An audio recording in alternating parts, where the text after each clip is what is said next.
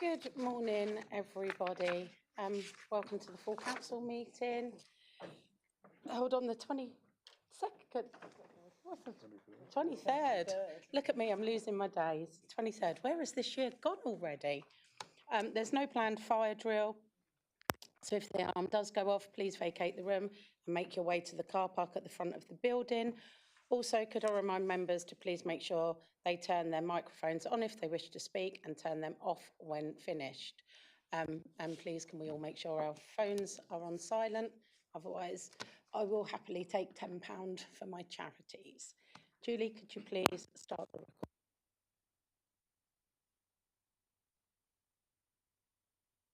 The roll call.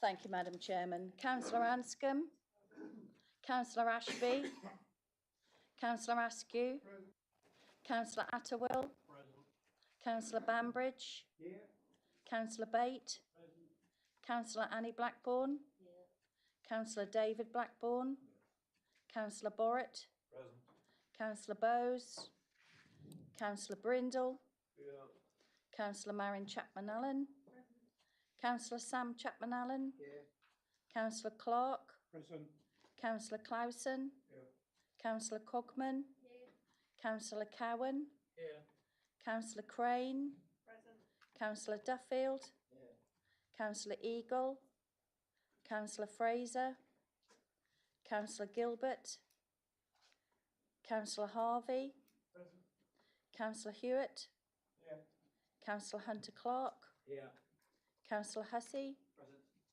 Councillor Cadell, Councillor Kiddle-Morris, Councillor King, Councillor Kybird, Councillor Land, Councillor Middleton, Councillor Morton, Councillor Nunn, Councillor Callaghan, Councillor Oliver, Councillor Plummer, Councillor Richmond, Councillor Suggett, Councillor Samantha Taylor, Councillor Sarah Taylor, Councillor Taylor Taylor, Councillor Terry, Councillor Turner, Councillor Webb, Councillor Westman, Councillor Wickerson, Councillor Wilkin, and Councillor Wilkinson. Thank you.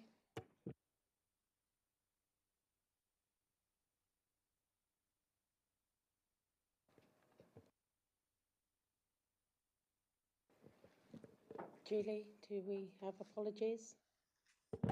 Thank you, Madam Chairman. Yes, we have apologies from Councillor Ashby, Councillor Bowes, Councillor Eagle, Councillor Fraser, Councillor King, and Councillor O'Callaghan. Councillor Atterwell. Could I give for Councillor David Wickerson and Councillor Keith Gilbert, please? For apologies.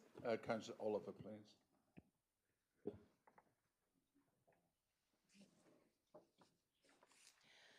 So if that's everyone, we will now move on to the minutes. Are members happy to agree the minutes of the meeting held on the 22nd of January 2026 that can be found on pages 4 to 19 of your agenda pack?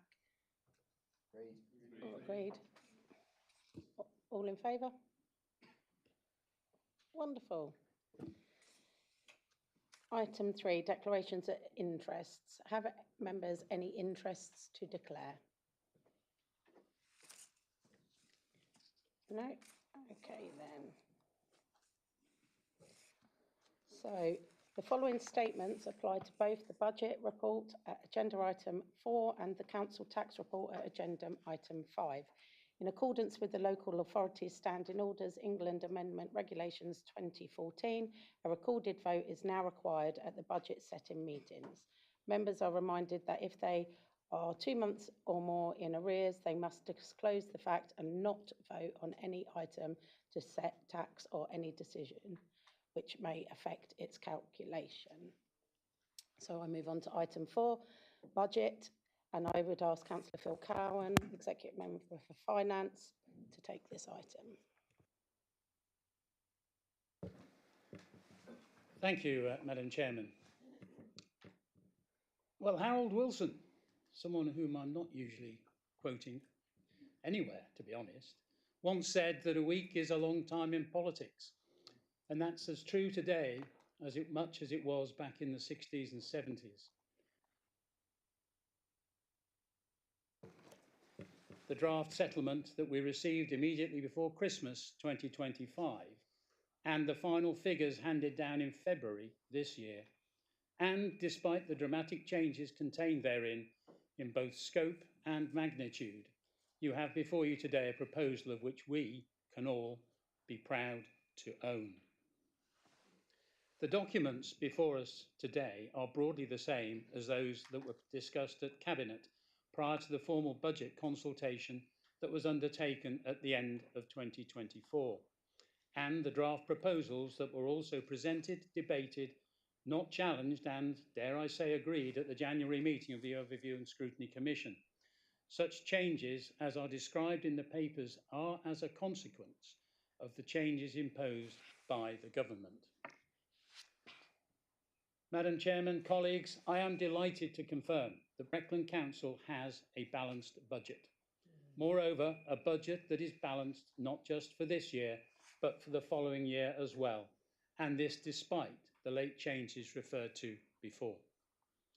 This is a budget that is a response to consultations with residents and businesses, our corporate priorities, and a reflection of the three-year government settlement, although, given the 11th hour changes proposed to the settlement on February the 9th, the eagle-eyed amongst you will have noted that the final proposals before us differ slightly from those proposed in the previous documentation. In summary, those changes can be found as follows. Firstly, the recommendations before us now include items 10, A to D. Alterations to paragraphs 1.4, 1.5, 1.6, 1.8, 1.12 and 1.17, and adjustments to the core spending power, CSP, shown in paragraph 1.9. Breckland Council, your council, prides itself on providing all of the statutory services that we are required to undertake, and also those more discretionary services that we believe are essential for the health and well-being of our residents and businesses, at the lowest possible cost to the taxpayer in Breckland. Giving best value for money without stinting on quality, and these proposals continue this theme, a theme that has seen the district flourish over the past quarter of a century. Our commitment to both residents and businesses within the district has enabled us to weather the storm of COVID, has delivered improvements in our historic market towns, has enabled us to provide much needed accommodation for those less fortunate and vulnerable, has funded investment in energy saving measures in our leisure centres to make them more sustainable, has meant we have given and will continue to provide essential training to our communities in suicide awareness and mental health challenges, has allowed us to provide investment to enhance sporting facilities with 3G pitches, and much, much more. This budget allows us to continue along this path, despite government's failure to recognise the cost to large rural authorities to deliver the services required of us through, for example, the removal of the Rural Services Delivery Grant, the business rate reset that will shave close on £4 million from our receipts, the lack of new burdens funding to support the rollout of domestic food waste collection, and the significant cost borne by the local taxpayer to prepare for local government reorganisation. Some may say that we are fortunate that we can continue to deliver the services referred to, but I say that fortune has nothing to do with it. We can meet our obligations because we have pursued a rigorous programme of sound financial management, efficient use of resources, a workforce that is able to respond to changes in working practice, and an overarching desire by all at Team Breckland to do right by the residents and businesses that we serve. So what does that mean in practice? The Revenue Support Grant, the RSG, or settlement, is predicated on the basis that local authorities will increase, I stress, will increase, council tax by the maximum without the need for a referendum, and thus the budget before us today reflects that position. And the proposal is that the Band D rate be increased by £4.95 per annum.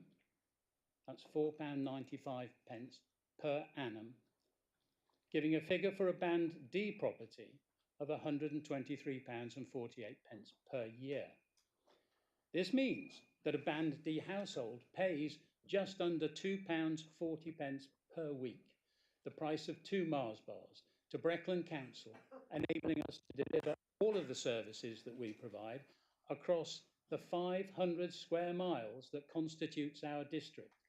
And remember that 3/4 of Breckland residents live in properties banded A to C and will therefore pay less. The recommendations before us today are made to full council and are as follows.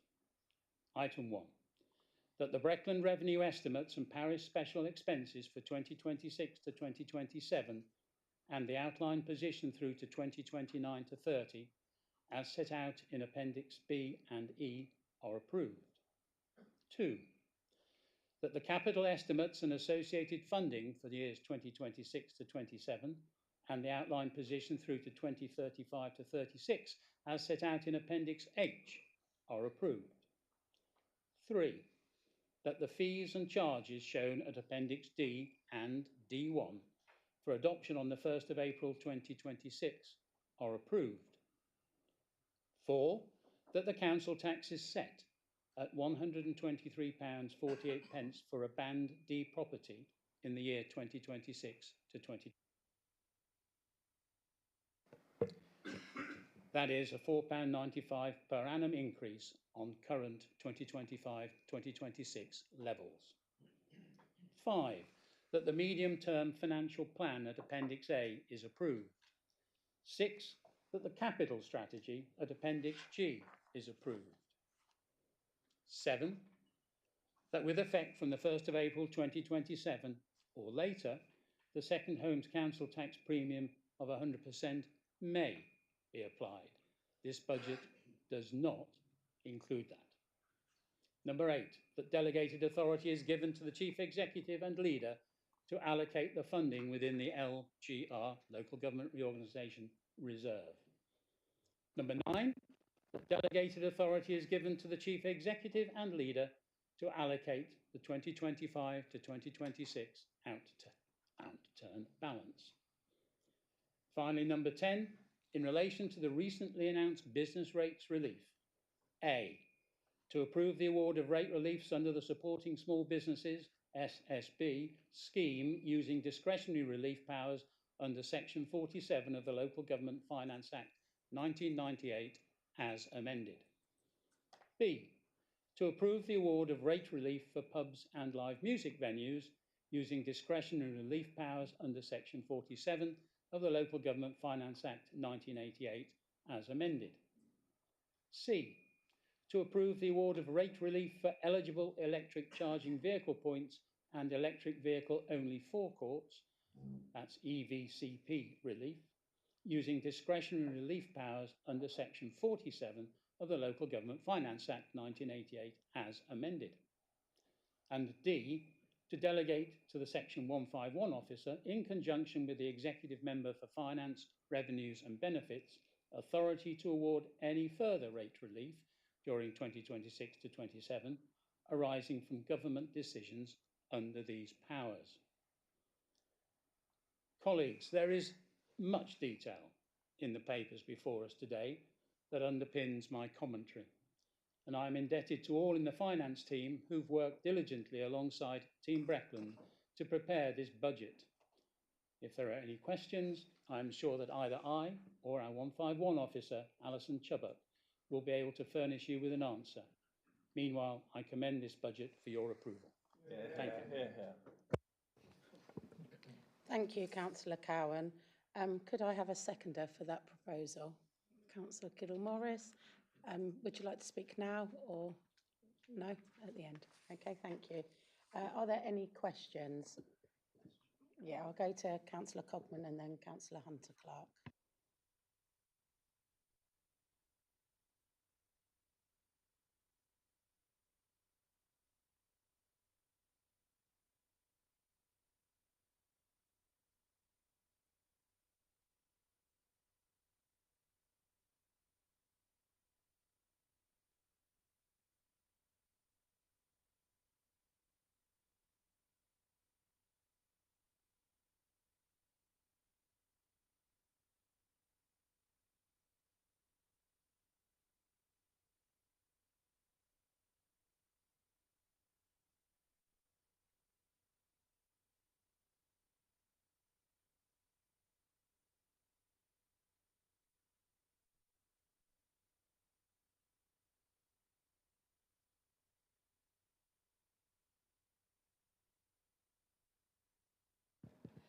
Thank you, Councillor Hunter-Clark. Councillor Cogman actually asked Councillor Harricott, and I used my discretion and allowed him to take it instead of her. You will definitely be second, though, Councillor Hunter-Clark, don't worry.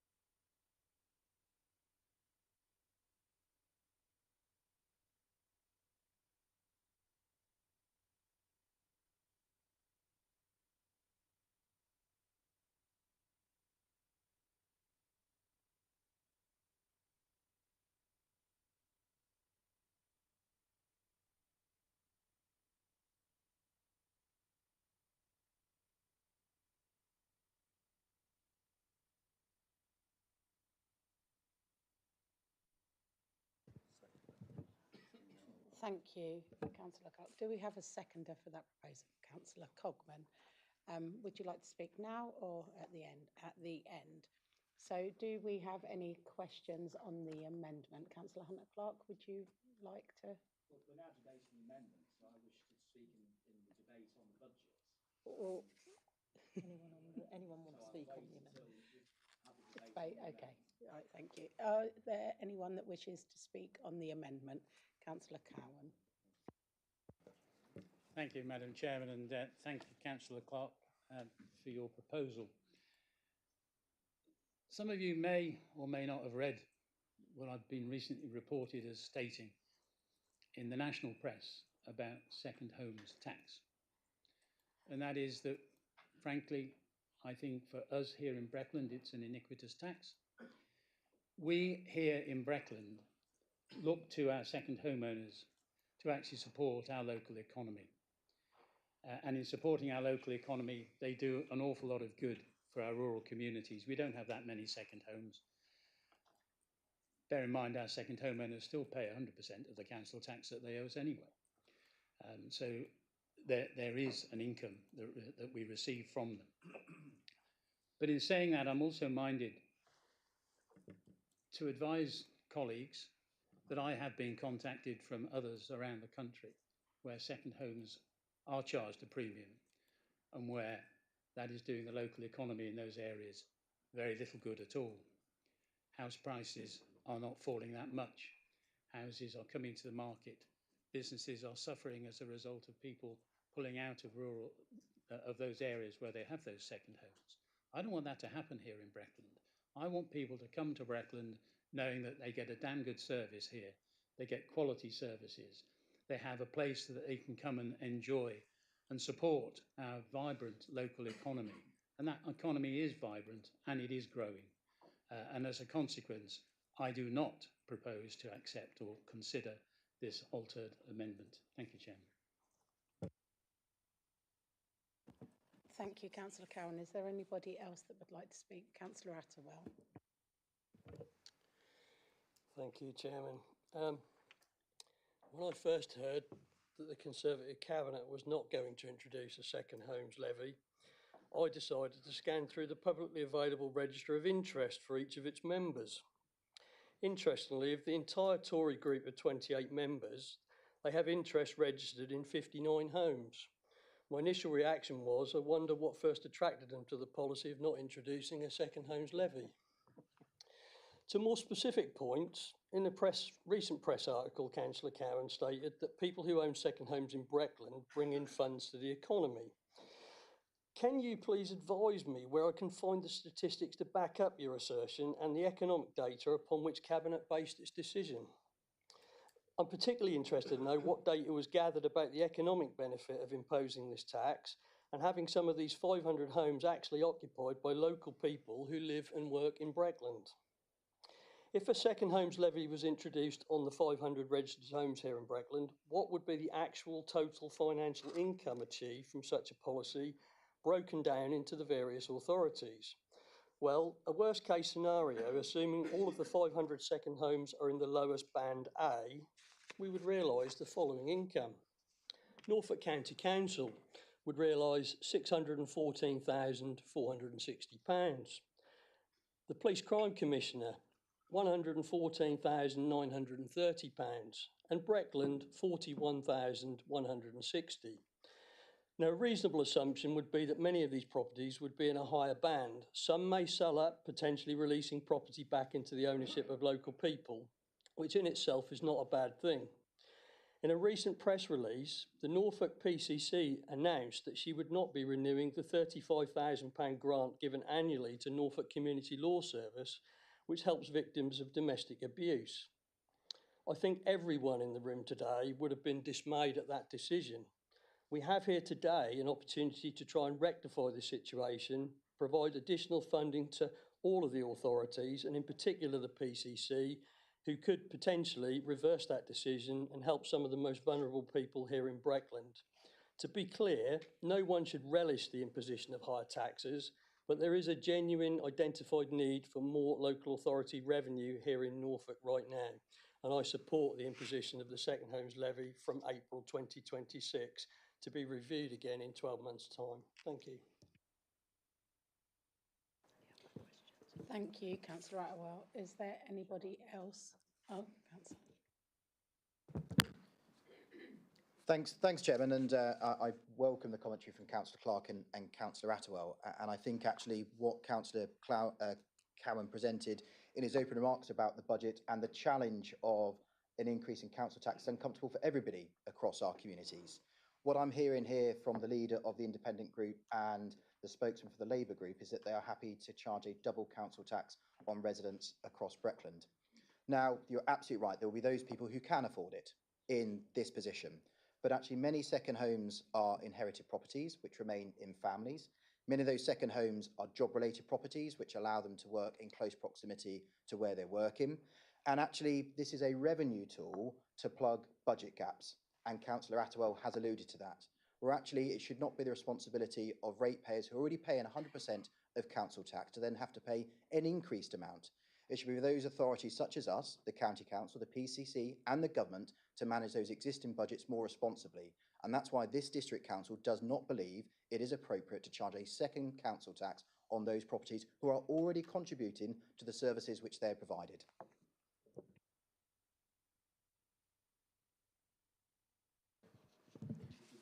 Count, count, now, boys. Councillor Borrett.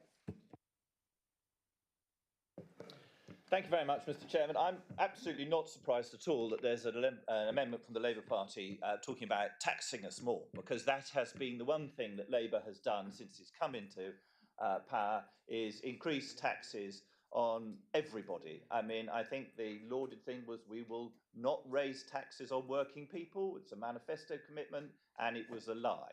And here we have another proposal to increase £750,000 worth of extra tax. This is in a situation where we have a balanced budget. I'm very proud that we're proposing here the lowest district council tax in the country. And why is that? Because we're a well-run authority, and the principle of not taking other people's money and letting them be able to choose how they spend money rather than have the government decide how their money should be spent is a fundamental principle of democracy. Government is the servant of the people. It's not their masters. This is people's money. They pay 100%. They pay exactly the same council tax as the people, as the residents here in Norfolk who live here full time do. And as has been said, a lot of the people who have second homes here have very strong family connections. There's often a complex list of reasons why they're here. I absolutely believe in the principle of the government letting people keep their own money. I think it's really fundamental. Breckland has a very low council tax, but we don't spend any less on our population, and we don't provide less services than other councils. It's because Breckland is efficient. It's because Breckland has other income streams like its commercial property portfolio. And it only has those because the members of this council have consistently, year after year after year, stuck to the principle that we don't take from the residents what we don't need. And I think for that reason alone, we don't need any others, in my opinion. I will not be supporting this amendment. Are there anybody? No? Right then, will Councillor Cogman, you wanted to speak at the end?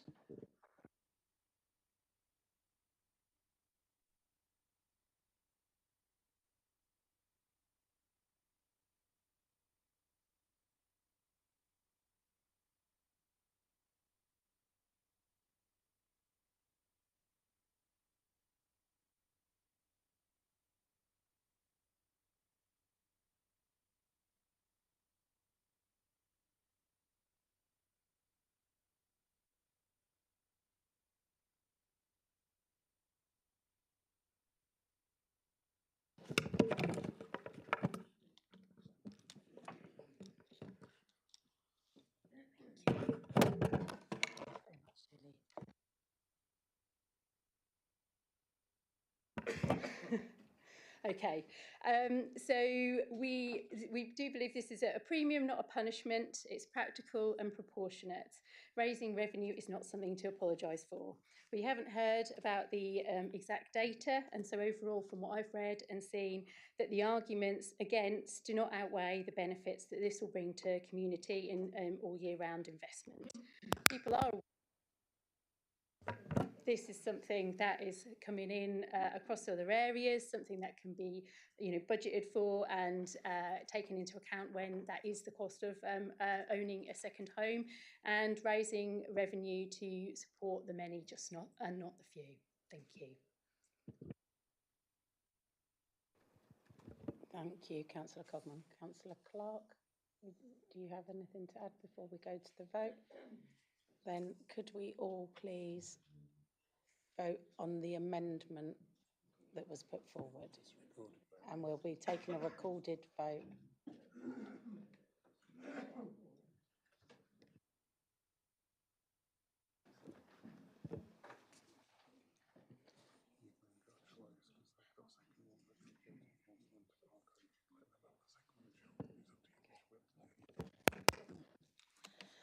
Councillor Anscombe?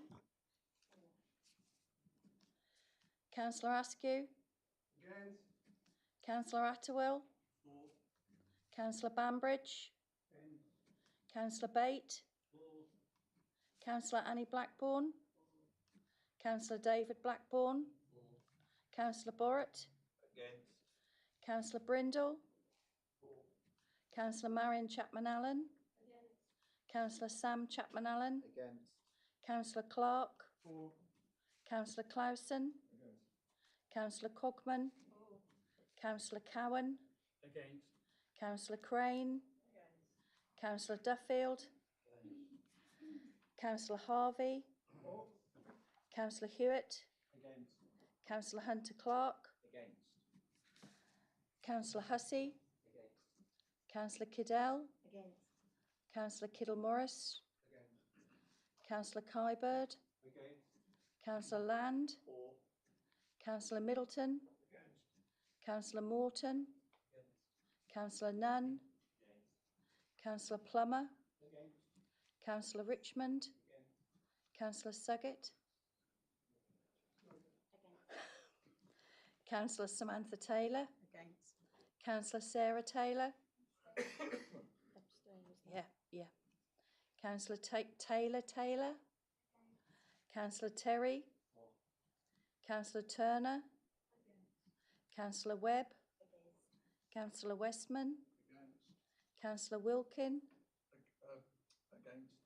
And Councillor Wilkinson.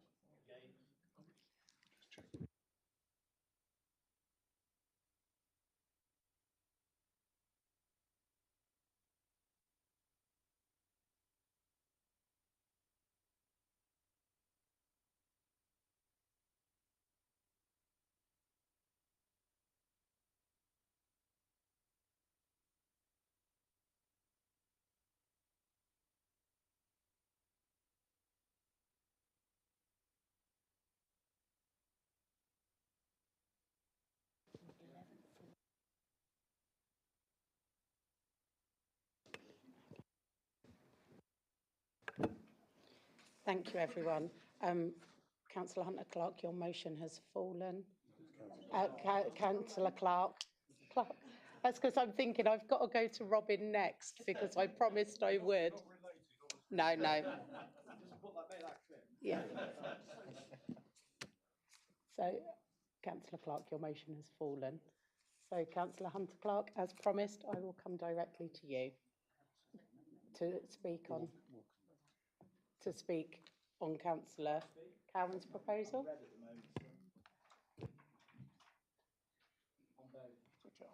We're on. Yeah, we're working. Not you.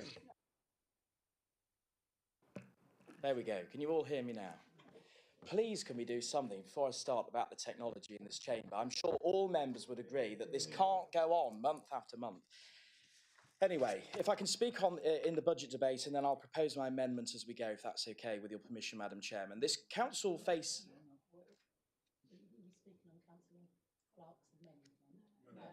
I'm speaking in the debate. I'm speaking in the debate, and I will propose my amendments as we go. This council faces a choice today, not just a technical choice about decimal points and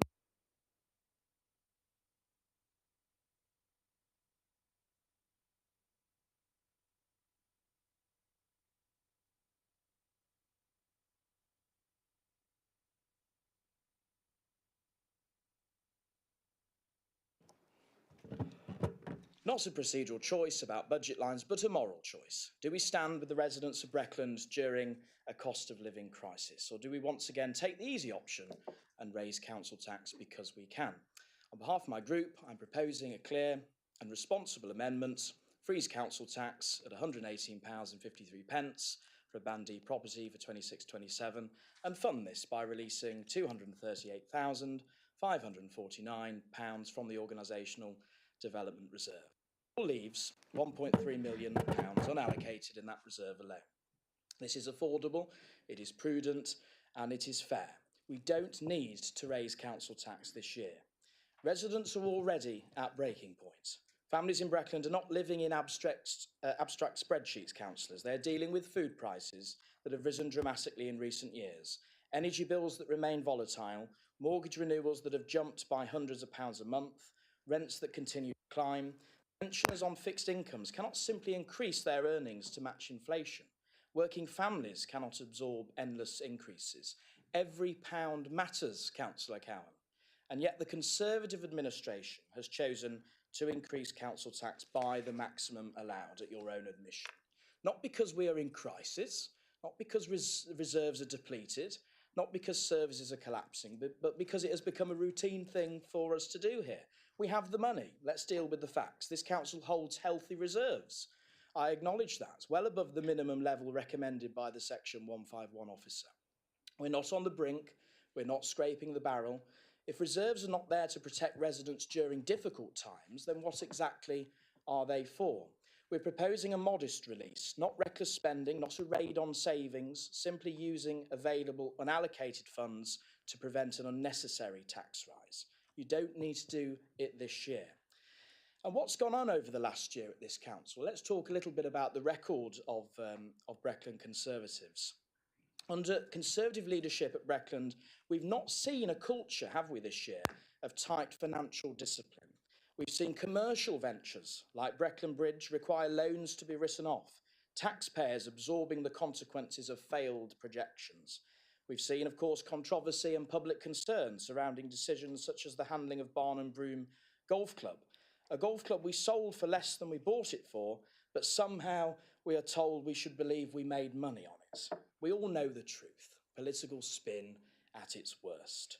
When financial judgment falls short, the answer cannot always be increase council tax the next year. That's not accountability, that's passing the bill to residents. Efficiency before taxation. Let's be honest with ourselves. If we got this place working more efficiently, we would not need to be considering raising taxes at all. Everyone in this chamber knows it. And we raise questions about this every month, don't we? There are processes that are too slow. There are projects that drift. Layers of bureaucracy that add cost without. There are decisions that lack commercial sharpness. And that's not a criticism of frontline staff, by the way, who work extremely hard. It's a criticism of political leadership, or should I say the lack of it here at Breckland. Efficiency comes from culture, from discipline, from asking, not after it is lost. As you know, our party now runs a number of councils across the country, and we've found significant savings, meaning that we have been able to keep council tax rises to an absolute minimum. You laugh, but it's the truth. That's something the Tories used to believe in. This is something Reform does believe in, keeping council tax low. And we also know LGR is on the horizon. When that happens, reserves will not remain neatly ring-fenced within Breckland. They will be merged into a new structure alongside councils carrying large amounts of debt. There is a real possibility that the reserves you are protecting today will be swallowed up in restructuring tomorrow. So why stockpile funds that may ultimately disappear while residents struggle now in our districts? Why not give Breckland taxpayers some relief while we still can, while we have the power to do so? Nationally, and I refer to Councillor Borrett's points here because he obviously lives in a different world to the one I live in, the Conservative Party has presided over one of the highest tax burdens in modern British history. And here locally, the pattern is the same. We have the reserves, we have the flexibility, we have the choice, yet you still choose to tax more. And that will be your legacy in Norfolk. That will be your legacy of the dying political party you now are. We believe in something different, cutting waste before raising taxes, driving efficiency before demanding more, protecting residents when times are tough and living within your means. So the real question is, can Breckland residents afford another increase? They're already getting an increase from your Conservative colleagues at County Hall, from the Labour or Independent Police and Crime Commissioner now that she is. National taxes are going up. I urge members to support this amendment and do the right thing for once. Thank you, Madam Chair. You're welcome, Councillor Hunter-Clark. Can you please just confirm your amendment and then I'll take a seconder? Thank you. If Democratic Services could put it on the screen and then everyone could see it.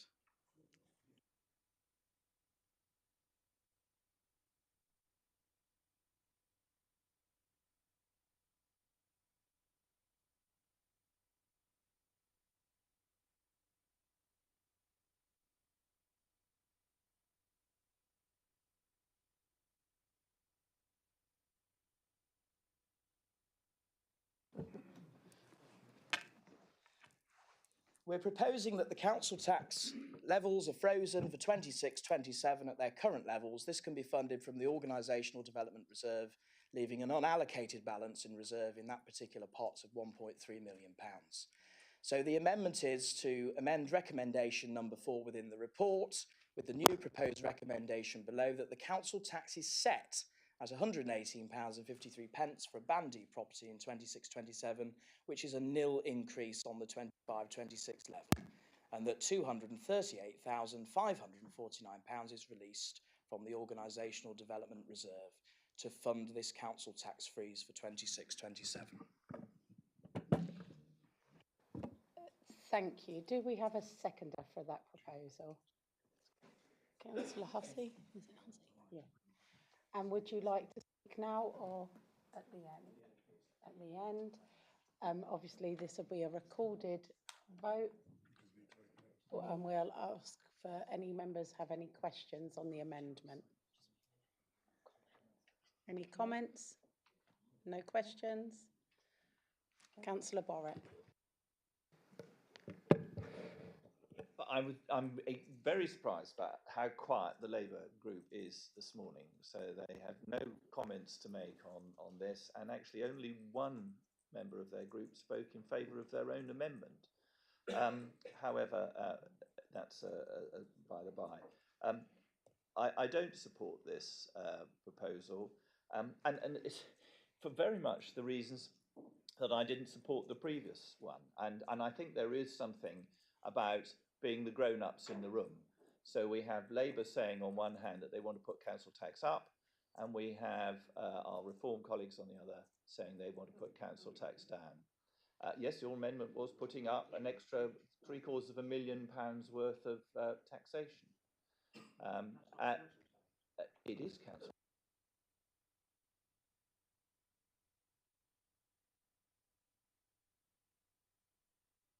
My microphone's gone off.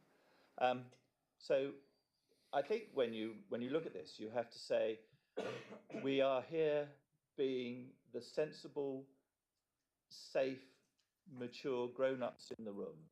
Breckland has an exemplary at the least possible value, and this budget today, which Councillor Cowan put forward, continues in that vein, and I have no hesitation of supporting it, which is why I would not be supporting this amendment. Thank you. Thank you, Councillor Borrett. Councillor Wilkins. I cannot support this amendment either.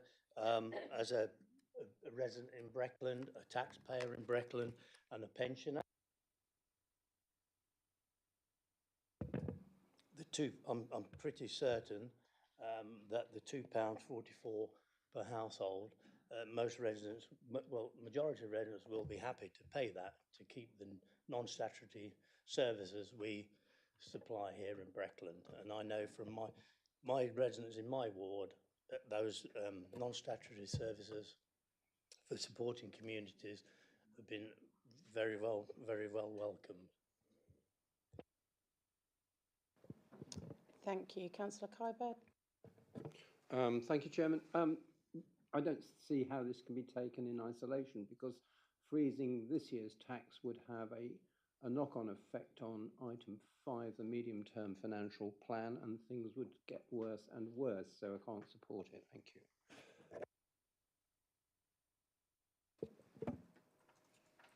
Councillor Hewitt. Thank you, Chair. Robin, I admire one aspect about you, which is that you never allow facts to get in the way of your opinions. And I do just need to... Point of order. I do have a relevant point of order. He ought to address the chairman. He does not address me personally. That is not how these meetings are conducted. He knows that as a councillor that's long-standing in this chamber. Thank you. I admire the member in the corner, because I never believe that facts often get in the way of the opinions of the member in the corner. But I do just need to correct a couple of things to the member in the corner. One is that you referred to Barnum Broom. Can I just please reconfirm to the member in the corner that Barnum Broom actually was acquired for revenue returns to provide revenue services that this council has used. The other thing, if I may remind the member in the corner, that Breckland Bridge Councillor Hewitt, has could made... we please just be a little bit more civil? Okay. The other thing I'd like to remind the member is that Breckland Bridge made £3.5 million of revenue income to this council to provide the services that this council requires in order to provide some of the non-statutory services that this council has done for 10 years. It's a shame that I heard the words asking hard questions before money is committed.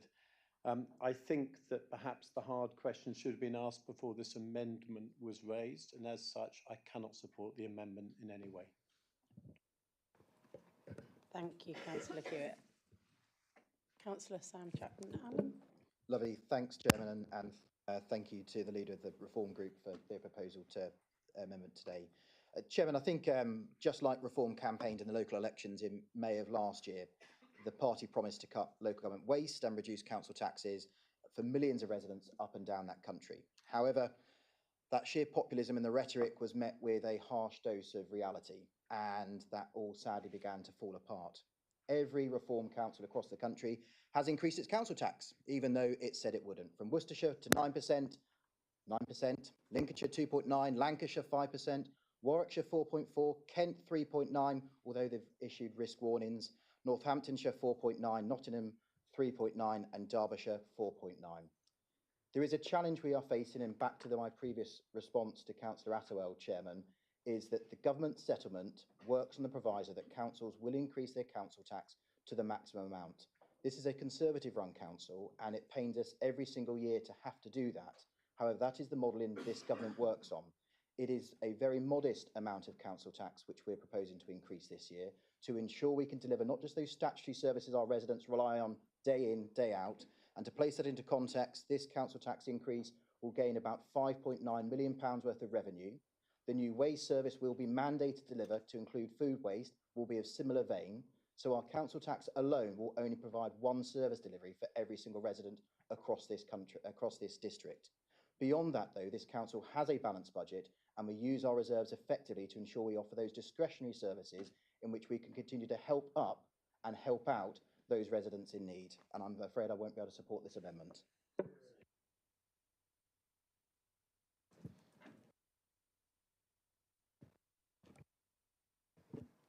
Thank you. Councillor Attewell. Yeah, just a quick comment. I won't be supporting this amendment. I think Councillor Kybird summed it up. I think this is self-defeating. If you don't put the council tax up this year, then the problem just gets worse in successive years after that, I'm afraid. I think it's a modest increase. I think actually the leader is incorrect to say that the fault for this lies at this government's doorstep. It was the last government that introduced, I think it was the coalition government actually, that introduced the referendum threshold. And I think we've been doing that ever since, going up roughly by £4.95 a year. Certainly been the case, I think, all the time I've been a councillor. And your leader's quite right, we have accounted for that in the budget, and I think it's a really important thing that we follow through on that, so I won't be supporting this amendment. I hear what the Reform member says. He does make some interesting points, which I actually agree on, things like Breckland Bridge and Barn and Broom, but I don't think that negates the need to put up the council tax. Thank you, Councillor Attewell. Councillor Land. Yeah. Thank you, Chair.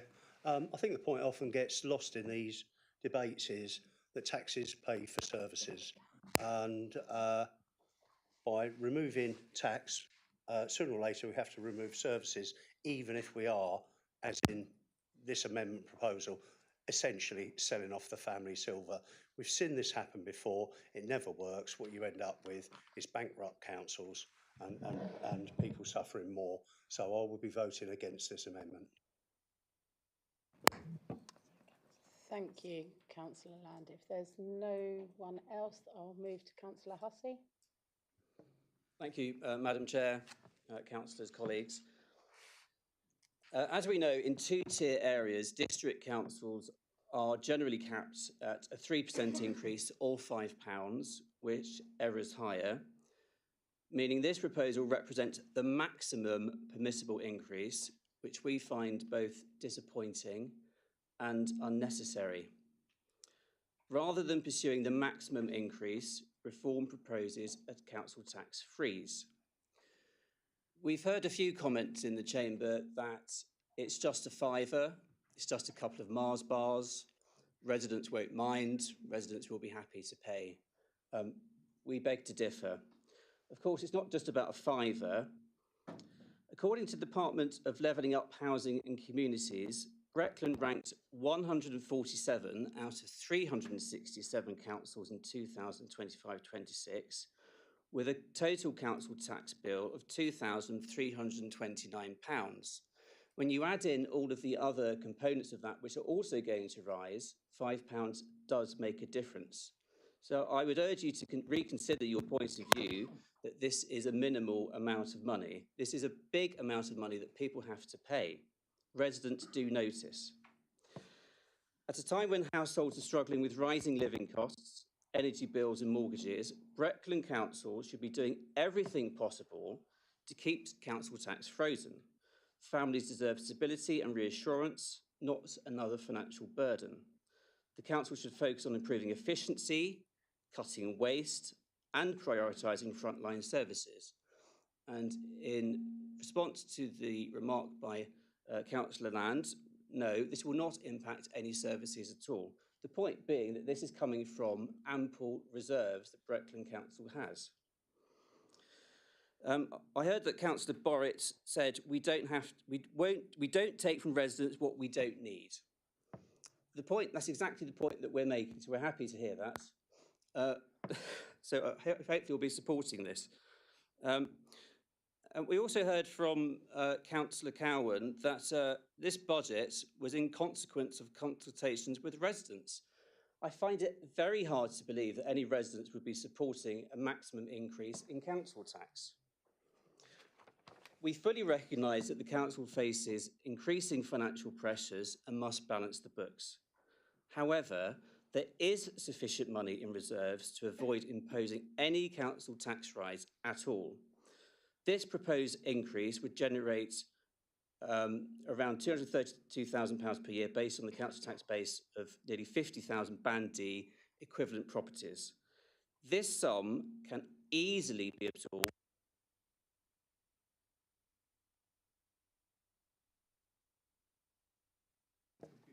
to support a council tax freeze. Thank you.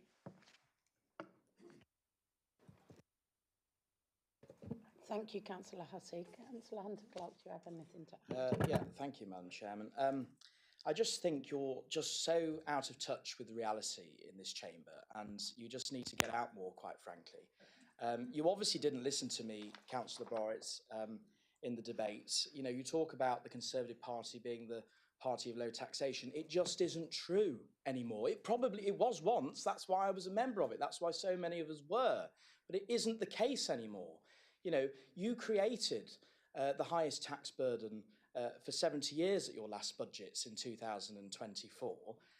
And we've seen this year a maximum increase in council tax, and Councillor Chapman-Allen made the point for me, really. We've got a Norfolk County Council that's increased council tax by the maximum. We've got a Police and Crime Commissioner that's increased it by near the maximum. Breckland's going to increase it by the maximum. And you made my point for me. Reform councils are not doing that. They've made savings, millions of pounds worth of savings, and on average, the average increase is much lower than the maximum increase in council tax. That's what we are about. I'm very surprised by Councillor Wilkinson's comments because, again, I don't know any residents, and Councillor Hussey made this point very well. I don't know any residents that would favour, when we don't need to, that's the key point, we don't need to be doing increasing council tax by the maximum. Councillor Hewitt, again, look, you know, what can I say to you, really? I find it astonishing that somebody in your position that's not a resident in Breckland can really take part in this debate, if I'm perfectly honest. And I think that, Councillor Hunter-Clark, should you be addressing the chair? Madam Chairman, I find it extraordinary. Well, if it's good enough for him, it's good enough for me. But I find it extraordinary that we do have people who don't actually pay council tax in Breckland, who are in senior positions in this authority, taking part and making key decisions for the authority that don't actually live here. So what else can I say while I've got a couple of minutes? I urge you to recognise what this motion is about. And the other point I will make very briefly while I've remembered it, local government reorganisation is on the horizon. We're going to lose this money to debt-ridden councils. I commend this council for being one that's debt-free, but we're going to lose the money. Let's use what we have now and pass that saving, or what we've saved, on to the residents of Breckland. I urge you to do so. Thank you. We'll move to a vote. Julie?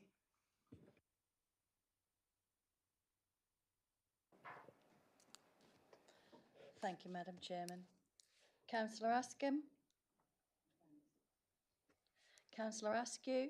Against. Councillor Atterwill? Against. Councillor Bambridge? Councillor Bate? Councillor Annie Blackburn? Councillor David Blackburn? Councillor Borrett? Councillor Brindle? Councillor Marion Chapman-Allen?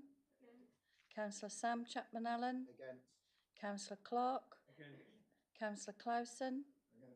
Councillor Cogman? Councillor Cowan? Councillor Crane? Councillor Duffield? Councillor Harvey? Councillor Hewitt? Councillor Hunter-Clark? Councillor Hussey? Councillor Kiddell? Councillor Kilmorris? Councillor Kybird? Councillor Land? Councillor Middleton? Councillor Morton? Councillor Nunn? Councillor Plummer? Councillor Richmond? Councillor Suggett? Councillor Samantha Taylor? Against. Councillor Sarah Taylor? Councillor Taylor? Councillor Terry? Councillor Turner? Councillor Webb? Councillor Westman? Councillor Wilkin? Councillor Wilkinson?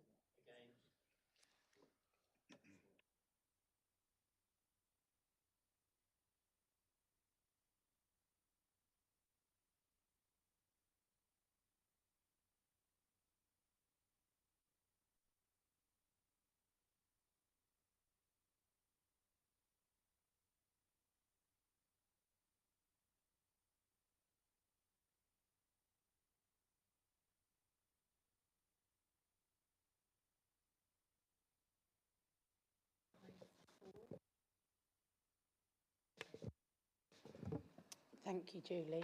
Councillor Hunter-Clark, your motion has fallen. Before we move on, are there any other amendments?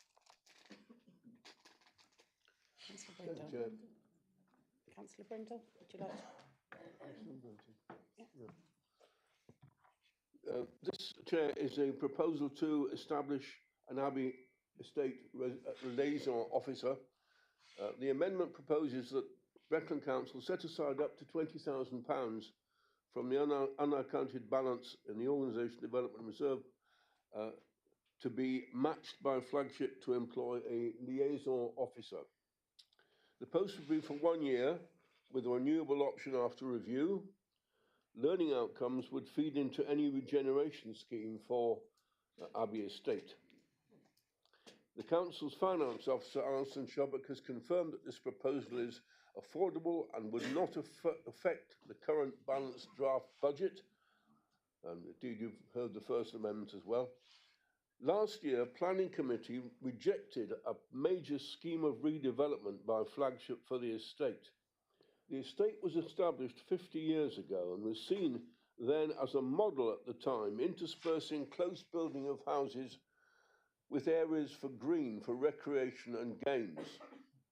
What flagship proposed was to build extra housing in the green spaces, thus removing the very point for which the green spaces were created.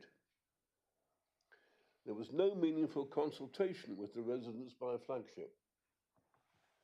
Residents have told Councillor Land and me, and indeed former Councillor Terry Jeremy, that they felt settled in their estate and were horrified to hear that there was to be 10 years of noise and dust and building lorries near their long-established homes. We all believed that Flagship should have been working with residents to find a solution that residents could support. Breckland, through Councillor Sam Chapman-Allen, have committed to some development in the area. What we want is for all parties to work together. The post we propose will work within the community and between the three parties to rebuild trust and to ensure that existing residents feel listened to and feel that the interruption to their lives has been minimised. Councillors, I would just ask you, please ask yourself, how would I feel about this in my town or my village? Thank you. Thank you, Councillor Brindle. Is there a seconder for this proposal? Councillor Land, would you like to speak now or at the end of discussion? At the end. So are there any questions or comments? Councillor Sarah Taylor. Thank you, Chair. Has there been any assurance obtained from the advisors to the Planning Committee with respect to whether or not and if and how this might prejudice statutory consultation processes associated with such the application? Thanks.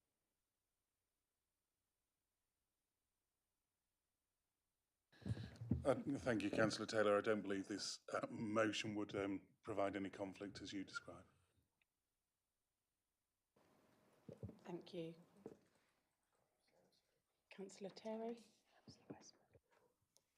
Thank you, Chair. Last year's decision to reject the Abbey Estates application from Flagship Housing Association had a significant impact.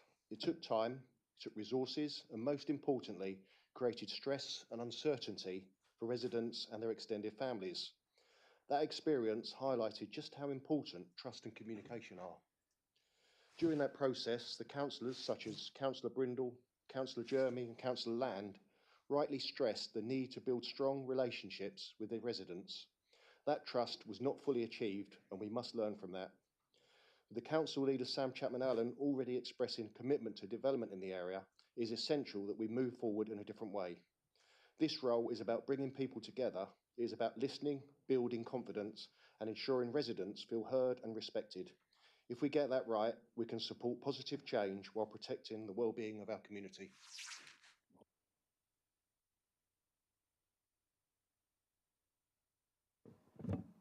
Thank you, Councillor Terry. Councillor Westman.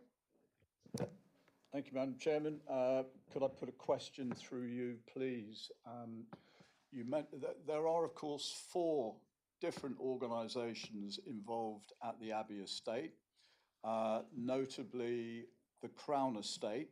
There's a large wooded area which abuts the northwestern side of the estate. I did manage, after a lot of effort, to get the Crown Estate to clear up fly tipping to some extent about 3 months ago, but there's still a lot of fly tipping and mess there.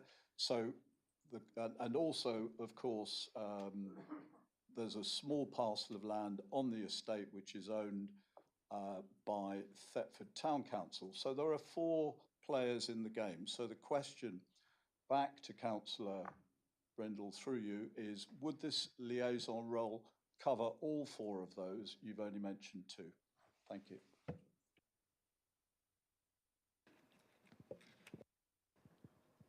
I'm happy for you to respond to that question and it not affect any questions or comments that you'd like to make later on in the discussion.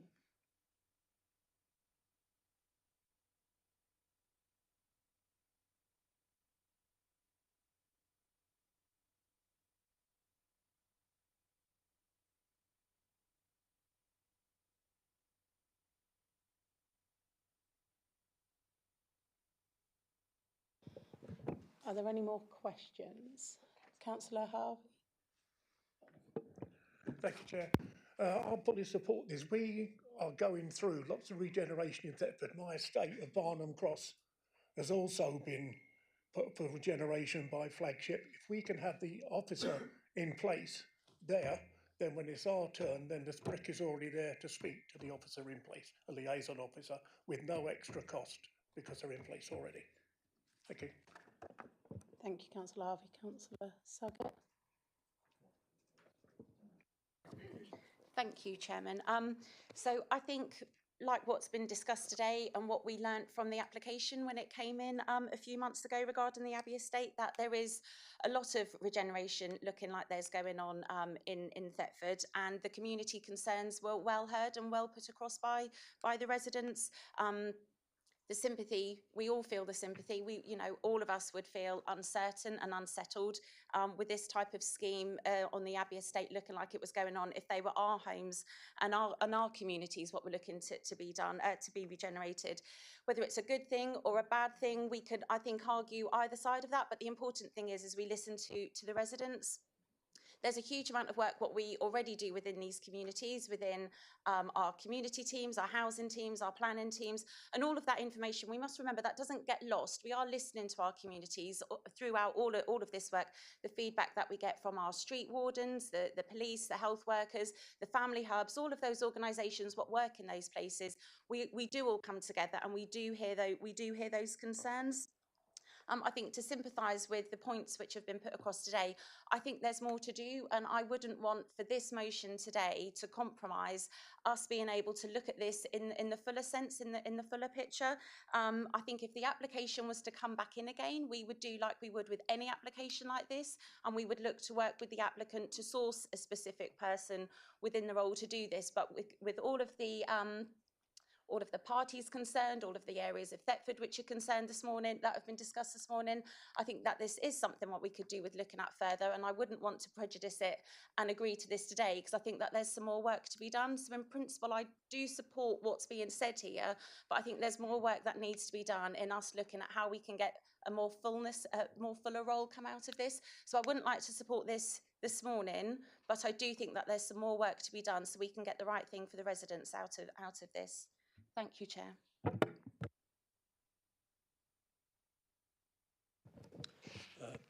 Thank you for that response, Sarah, which is exactly what I hoped you were going to say. I support this in principle. I have had and done quite a lot of work with the residents down on the Abbey estate. The residents, obviously, we still don't know whether the planning application is going to come back to appeal, and we won't know that until towards the end of April. The residents down there, in my view, I have been mightily impressed actually with their positive can-do attitude. And they're not against having development down on the site. That's a fact. They have actively gone out to try and look at possible areas where development could take place, and that would take place possibly on land that's owned by Breckland Council.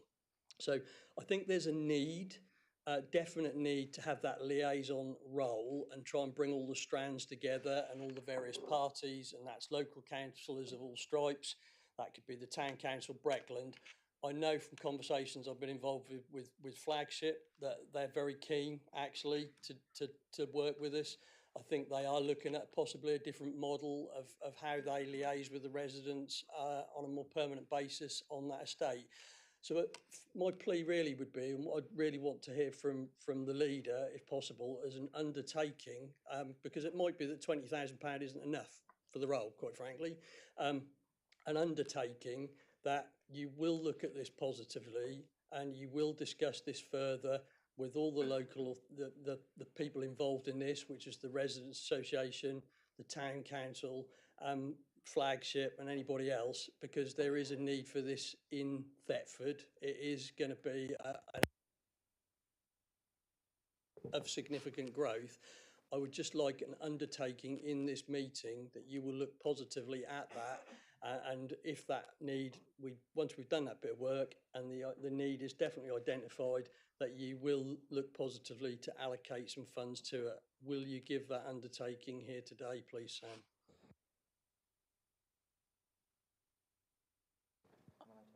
I'm happy for you to answer if you'd like. I just want to make sure I follow process.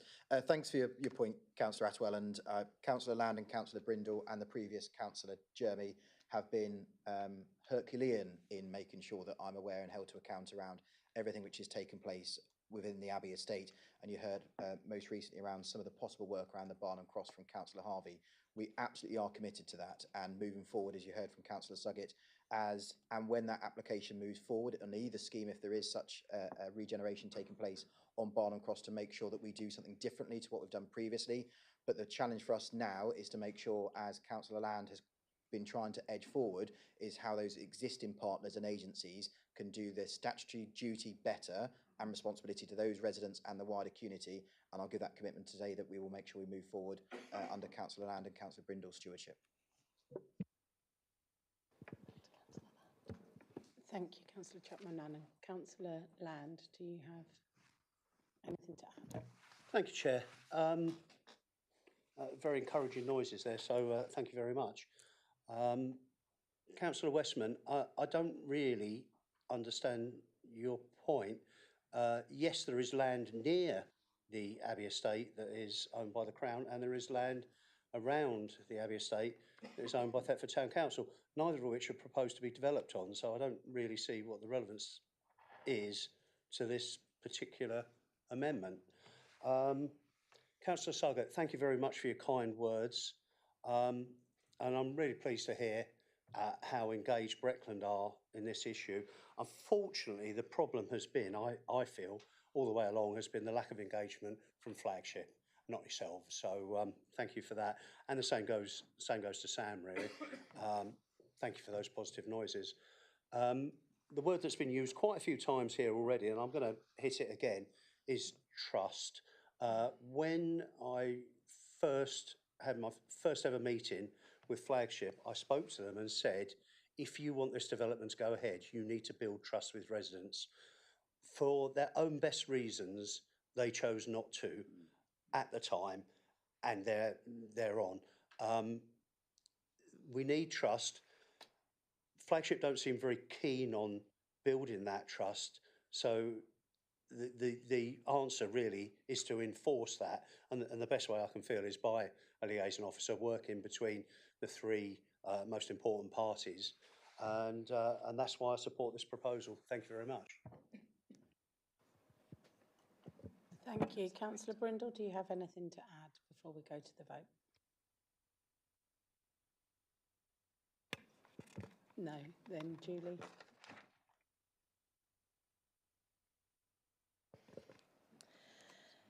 Councillor Anscombe? Sorry? Councillor Anscombe? Against. Councillor Askew? Councillor Atwell? Councillor Bambridge? Councillor Bate? Councillor Annie Blackburn? Councillor David Blackburn? Councillor Borrett? Against. Councillor Brindle? Councillor Marion Chapman-Allen? Councillor Sam Chapman-Allen? Against. Councillor Clark? Councillor Clausen? Councillor Cogman? Councillor Cowan? Against. Councillor Crane? Councillor Duffield? Councillor Harvey? Councillor Hewitt? Councillor Hunter-Clark? Councillor Hussey? Councillor Kiddell? Councillor Kittle-Morris? Councillor Kybird? Councillor Ladd? Councillor Middleton? Councillor Morton? Councillor Nunn? Councillor Plummer? Councillor Richmond? Councillor Suggett? Councillor Samantha Taylor? Councillor Sarah Taylor? Councillor Taylor? Councillor Terry? Councillor Turner? Councillor Webb? Councillor Westman? Councillor Wilkin? And Councillor Wilkinson.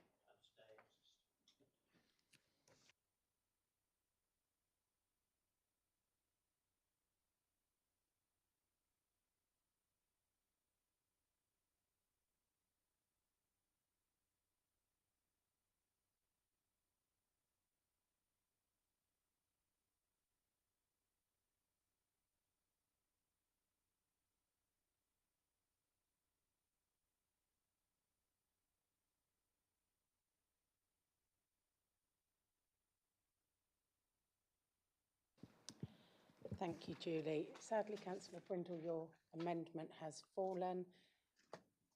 So if there are no further amendments, we'll go back to the substantive proposal proposed by Councillor Cowan, and we'll open the debate on that. Are there any questions or comments on the original proposal put forward by Councillor Cowan? No. So, Councillor Morris, would you like to speak? Yes, thank you, Madam Chairman. I will be brief, as everybody expects me to be at the moment. I've sat in this chamber since 2007, and in those early years, the council tax didn't go up at all. But the reason we now have a £4.95 maximum, which is more than the 2.99% we're allowed to, or 1.99% we were allowed to put up, is because we didn't put it up, and we had a problem with the financial problems further down the line. I've heard a lot of untruths spoken today, in my opinion. I had a lot to do with Barnum Broom in my time as a cabinet member, and I had also a lot to do with what we call the local asset-backed vehicle, which was put in place, which ended up with Breckland Bridge. Both of those are money makers, as far as I'm concerned. They give something to the local population and businesses, which our council tax does not give. Let's be quite clear. Going forward, we have a problem with LGR. There is something in the budget, I believe, about £600,000 for this council put aside to actually look at what it's going to cost us, because it is going to cost us. It's going to cost the county council considerably more, but the expected cost for that is going to be 1.2 or even more million pounds to actually put across the line LGR when it comes to it. We have other things in our budget which are probably going to be open-ended money takers, and one of them is the waste collection we're going to have to go through over the. Sorry, I didn't look. And I think that's something we need to be very aware of. There are things coming down the line that actually are going to soak up our money, not necessarily them being taken back by LGR, but things we are going to have to spend as a still existing council between now and 2028. And I understand and I support exactly what Councillor Cowan has said and other members are saying about our budget, and I think I recommend it to the council for approval. Thank you. Thank you, Councillor Kiddle-Morris. Councillor Cowan. Thank you, Madam Chairman. Thank you, colleagues, for where we've got to thus far today. I have no more to add. Suffice to say that I've read the recommendations out to you. There are 10 of them. I would propose, as you might imagine, that they're taken en bloc, but that is a decision not for me to make.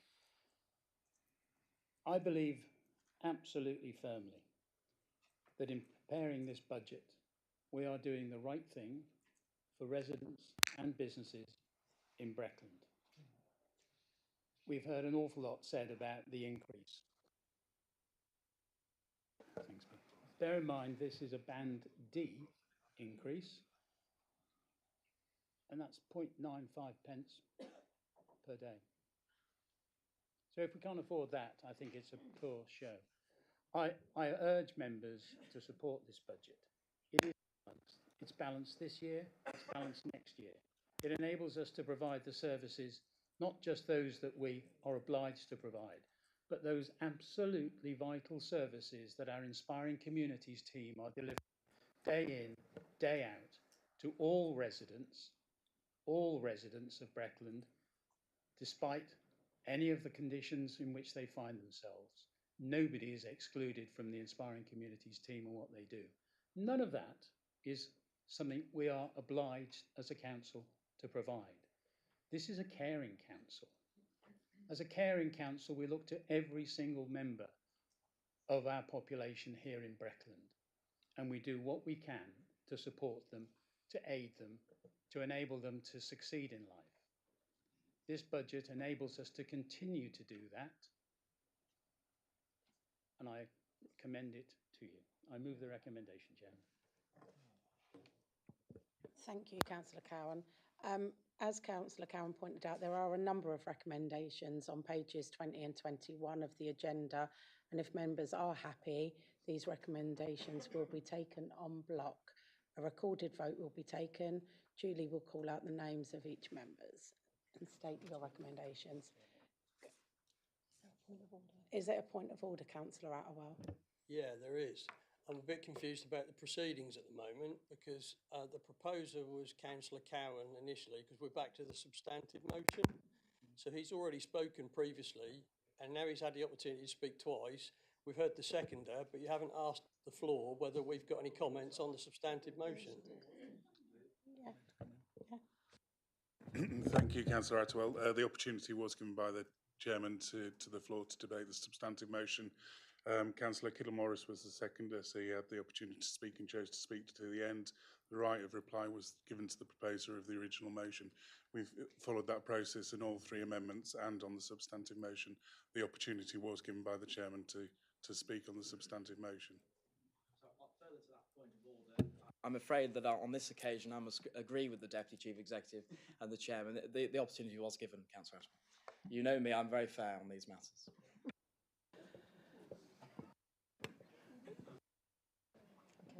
Thank you, Councillor Attewell. In all fairness, I was actually quite shocked that there wasn't any, but we'll move forward, and if Julie can carry on with the voting, please.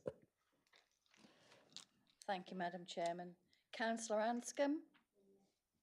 Councillor Askew? Councillor Attewell? Councillor Bambridge? Councillor Bate? Councillor Annie Blackburn? Councillor David Blackburn? Councillor Borrett? Councillor Brindle? Councillor Marion Chapman-Allen? Councillor Sam Chapman-Allen? Councillor Clark? Councillor Clausen? Councillor Cogman? Councillor Cowan? Councillor Crane? Councillor Duffield? Councillor Harvey? Councillor Hewitt? Councillor Hunter-Clark? Councillor Hussey? Councillor Cadell? Councillor Kittle-Morris? Councillor Kybird? Councillor Land? Councillor Middleton? Councillor Morton? Councillor Nunn? Councillor Plummer? Councillor Richmond? Councillor Suggett? Councillor Samantha Taylor?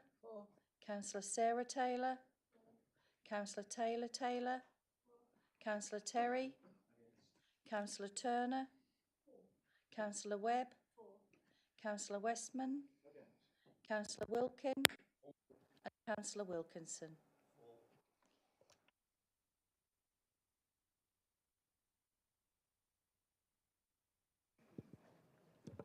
Thank you, Councillor Attewell.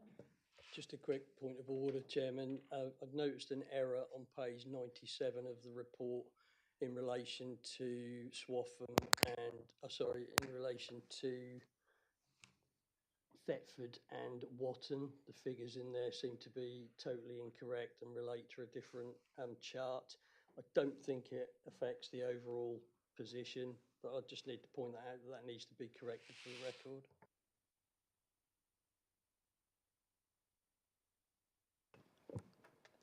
That's noted. Thank you, Councillor Attewell. Julie.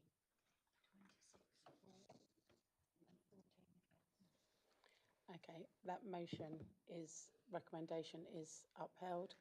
Thank you.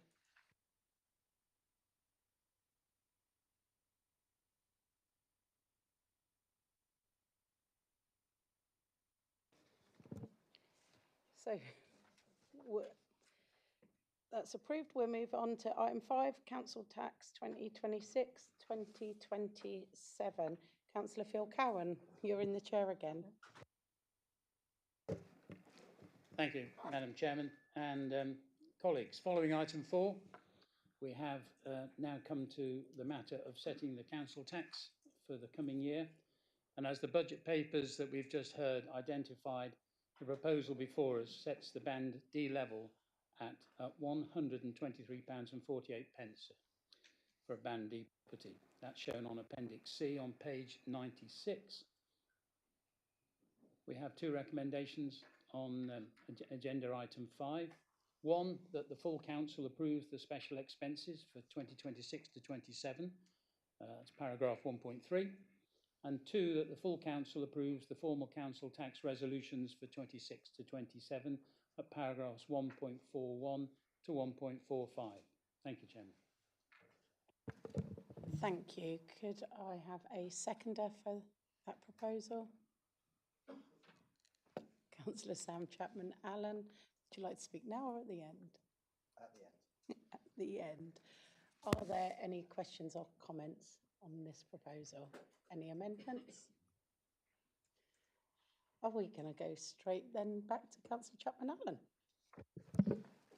Thanks, Chairman. I think we had a fulsome debate around the position on council tax for this council and the challenges we're facing, but also ensuring we have a prudent position to support not just those statutory services and the council tax base, as alluded to, if was agreed by council today, would generate about 5.9 million revenue. Offset that against our new waste burdens requirement for our waste and street services is of exactly the same for pound.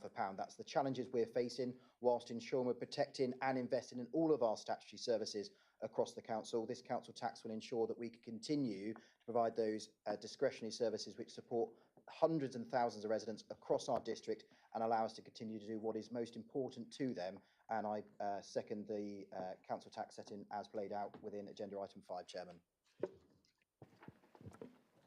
Thank you. Councillor Cowan, do you have anything to add? Move the recommendations, Chairman. Thank you. Okay.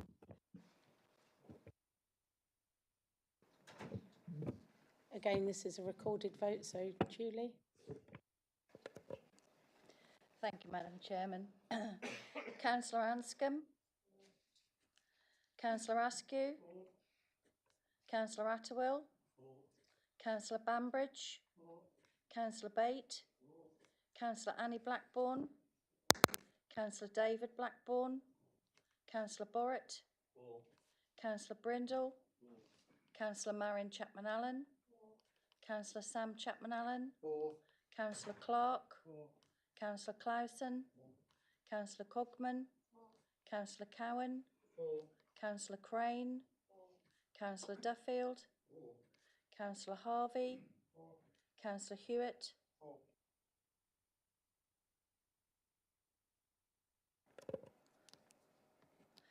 Councillor Hussey. Councillor Cadell. Councillor Kittle-Morris. Councillor Kybird.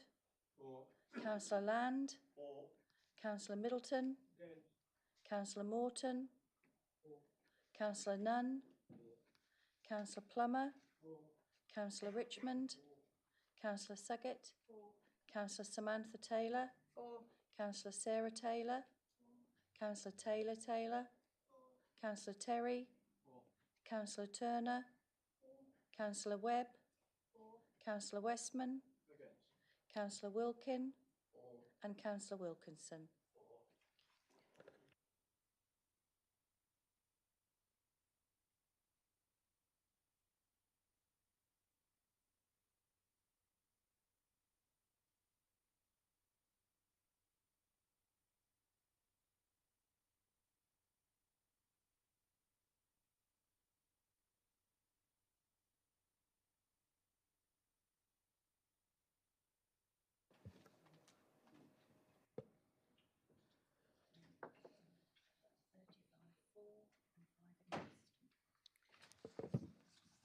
Thank you. That's passed.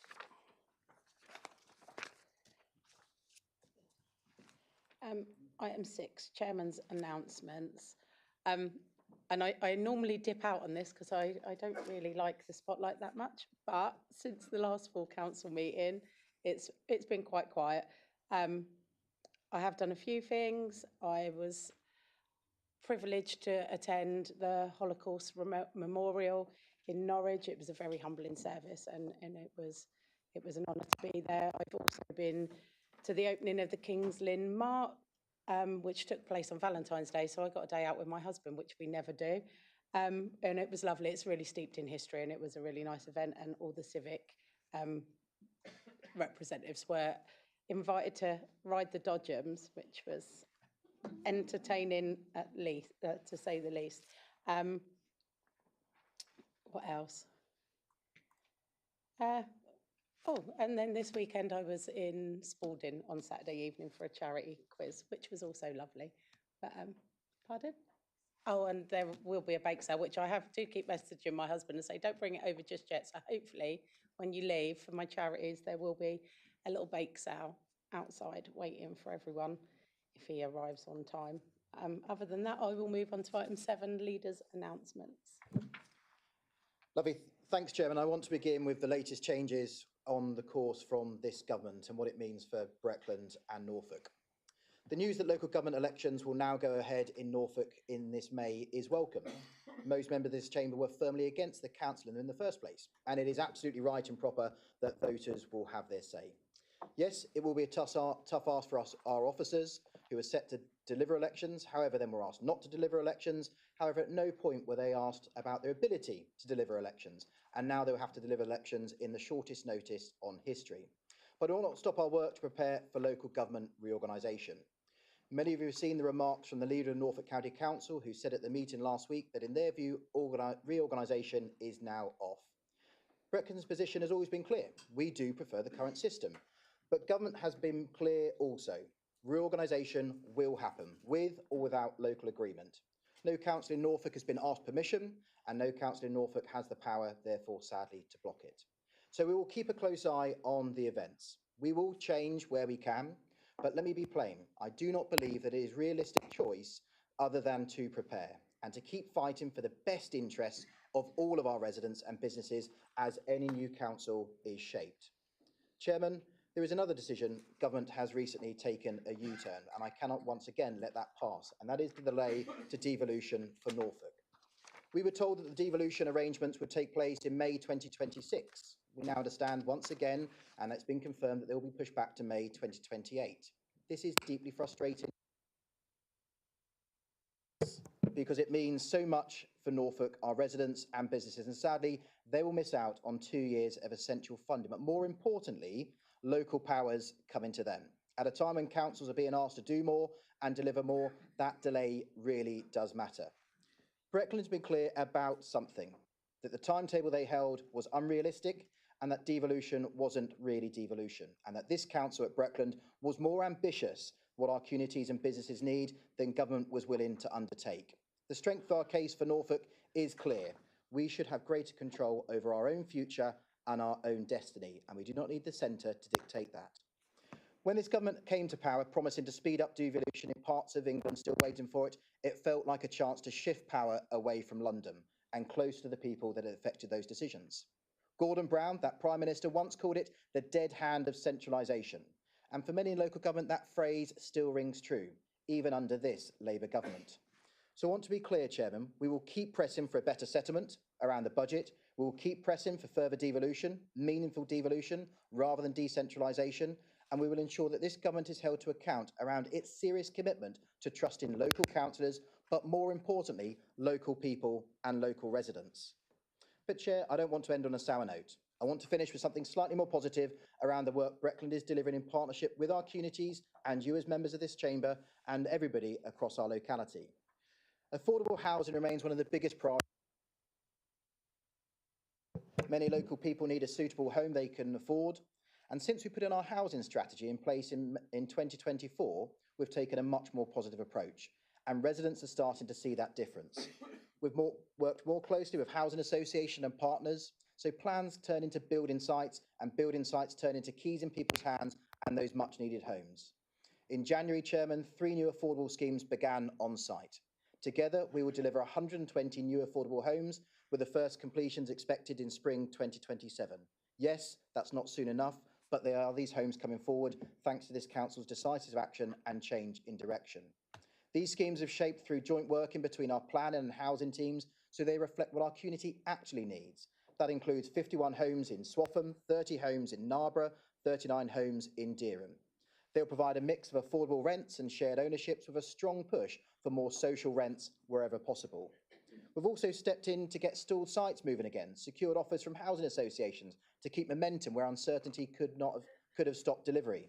In Watton, that approach has secured a housing association offer for 6 affordable homes further, where the market wasn't able to provide. Where previously this hasn't been achieved, this shows that actually we can work in better partnership to deliver affordable homes. In Beatley, we secured the offers of 3 new 2-bedroom bungalows due to complete next month. These have been built on the same designs and standards as the homes sold on the open market, so they blend in and look no different to neighbouring properties, which is essential to any planning policy. In simple terms, what has changed is this: affordable homes are now being started at pace. Schemes are completed across the locality because this council is taking direct action in its delivery rather than waiting and hoping. As part of our wider effort, we've held agents forums at the end of January with 27 agents attending from across our locality. We heard from Wendell Beck and Norfolk Environmental Credits about an increase in the environmental credits now available. Put plainly, why does it matter? Because it makes it easier for developers to meet the rules that protect nature, which can prevent housing schemes from being held up. The forum also gave us the chance, Chairman, to discuss our emerging local plan and to spell out the needs of our communities moving forward, including that strong local demand for 1-bedroom properties and essential across the locality to make sure that we're speeding up affordable homes, and we will continue to do that. What it means local homes for local people, not just a spreadsheet or not a policy which sits on the shelf gathering dust. Chairman, we're proud of the progress we're making so far, and Breckland will continue to work with partners, keeping schemes moving and making sure the right homes are being delivered for people across the district where they need them most. Thank you, Chairman. Thank you, Councillor Chapman Allen. We'll move on to item 8, which we have no questions on notice. So swiftly to item 9, which is questions without notice. Councillor Cogman.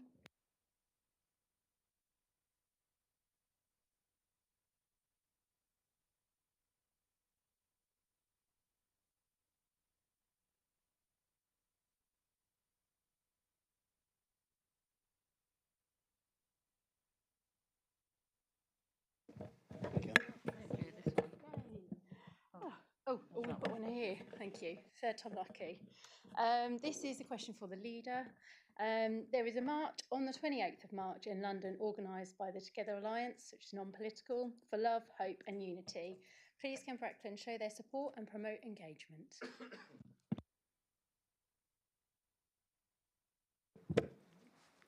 Thanks, Chairman. I did look at this march is taking place on the 28th. I think it's really important that everybody gets the opportunity to exercise in a peaceful way their support. And the Love Hope March, not that something I will be attending or any of the organisations I represent, but I think it shows the good, strong British values that we're a society who welcomes anybody as long as they're willing to contribute to our society, make a really positive impact. I'll see what our communications team can do to highlight this event. Thank you. Councillor Hunter-Clark. Thank you, Chairman, and thank you, Leader, for your reference to the fact that the county elections are now going to proceed this May.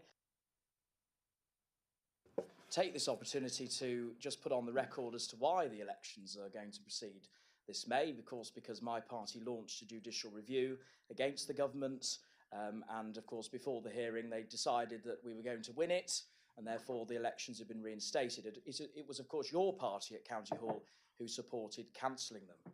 But my question is, could I ask you, Leader, to distance yourself from Councillor Kay Mason-Billig's recent comments, which threaten Norfolk with the potential loss of £37 million a year in additional funding? And can you clarify whether this is the legacy the Norfolk Conservatives wish to leave behind? Thank you. Thanks for the question, Councillor Hunter-Clark, and via you, Chairman. Devolution is coming. This was under George Osborne. The realities of devolution were felt, and we've seen that in other parts of the country. I alluded in my speech around Gordon Brown ensuring that devolution levelled up all parts of the country and everybody had that opportunity. We now know that timetable of delivery for May 2028. I will continue to work with all of my partners of every political affiliation, not just in Norfolk, across Suffolk, for government to understand the risks it imposes by not meeting the devolution timetable to date. but more importantly, understanding those opportunities if that money comes forward earlier in a combined county authority in which all of us as district councils across Norfolk and Suffolk get the opportunity to ensure it's spent where it's going to have the biggest bang for its buck and the biggest return for our residents and businesses. I will be relentless in that work, and I know that Councillor Bill Borrett, as a Cabinet Member for Devolution and LGR, will do exactly the same. Councillor Attewell. Thank you, Chairman. My question is for the leader. Sam, at the budget meeting on the 20th of February last year, I asked if you would commit to increasing the Armed Forces Covenant money from its current £5,000 to £20,000 using money from the Inclusive Growth Fund. You thanked me for supporting the military community and said that Breckland was the only district council in Norfolk that had allocated money to the Norfolk Armed Forces Covenant Board. We both agree that this is something this council can be rightly proud of. You said you would work with Councillor Ashby, who was leading on the Housing and Communities Review, to see if 5,000 allocated in the 25-26 financial year could be increased to the annual position of 20,000 per year and put into the following year's budget, as you thought the proposal was sound. Can you please confirm if this figure of £20,000 has now been allocated in this year's budget?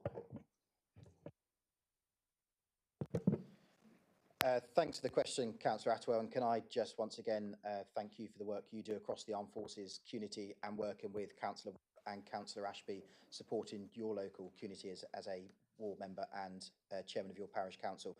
Breckland is still committed to that. We have allocated some of that funding.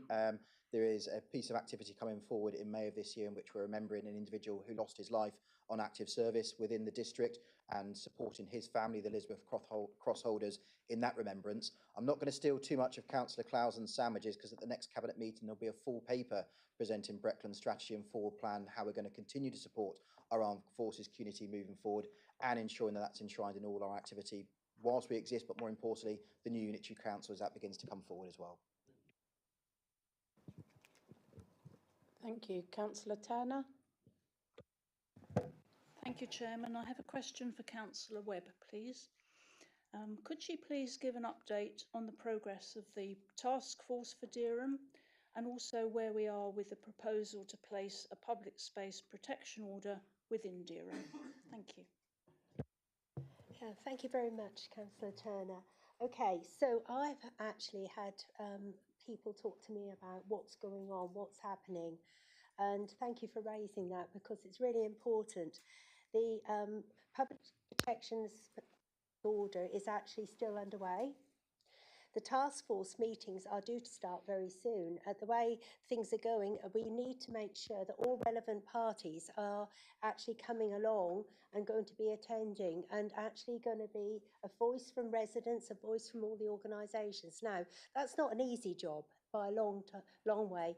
We need to make sure that we get to the bottom of what are causing the issues in Dereham. It's really important to all of us to make sure that we actually put some quick wins and long-term solutions to some of the issues which a lot of people are experiencing in Dereham. So I thank you for that. It's a really good, timely update. Thank you. Councillor Kybird. Thank you, Chairman. A question for Councillor Suggett. What is Breckland doing in support of the key provisions of the Renters' Rights Act 2025? And when that's all sorted out, will there be a member briefing on the subject? Thank you. Thank you for your question. Yeah, the Renters' Rights Act is being rolled out nationally. It's a good scheme, essentially there to improve and transform the private rented sector.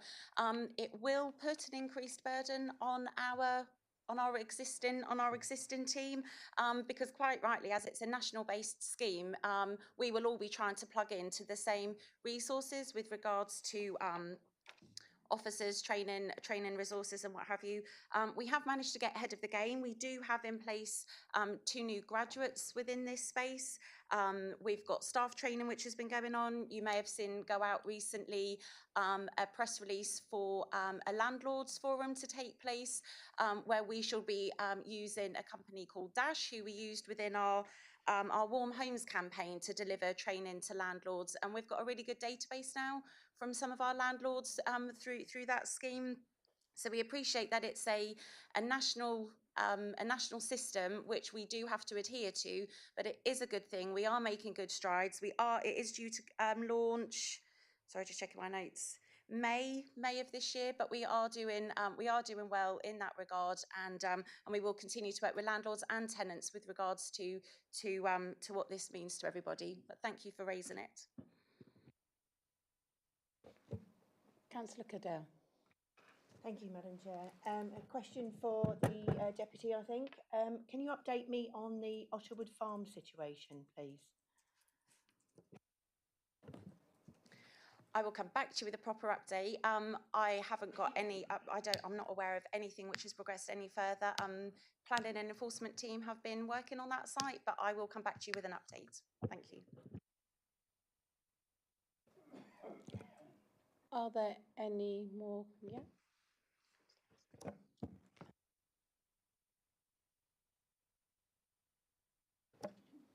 Okay, we're live again. Thanks very much. I think this is a question for Councillor Webb, but it is to do with a subject which did gain a bit of airtime in previous meetings here, namely working from home. My information is that as a council, our human resources bill is £19 million per annum. We employ 340 full-time equivalent people, of whom 90 are shared with the ARP. So obviously, with those chunky figures around, working from home has a very big bearing on the efficiency and effectiveness that we deliver for our residents. And with my brief 10 months experience of being a councillor, it's been one of frontline people that I've worked with have been excellent. But when you email them and you want to speak to them in the building, so often they're not there. It's hard to pin them down. I gather that they have a difficult time actually booking a workspace. So you can call me old-fashioned, but in the days that people had a desk with their nameplate on it, and the opportunity to work, and we are social animals after all. Could you please tell me when working from home will next be reviewed and by whom? Thank you. Thank you, Councillor, for your comments. I am sorry, but you're wrong. But I forgive you. It is what it is. It's a perception, in my opinion, that people that work from home do not work. And this is so wrong, again, in my opinion. However, I take on board what you've said, and I'd be quite happy to take this forward with you out of this meeting. So I'm quite happy to meet with you, explain the processes we have, and perhaps with a bit more understanding of what our processes are, you'll feel more confident about what we do as an organisation. Thank you.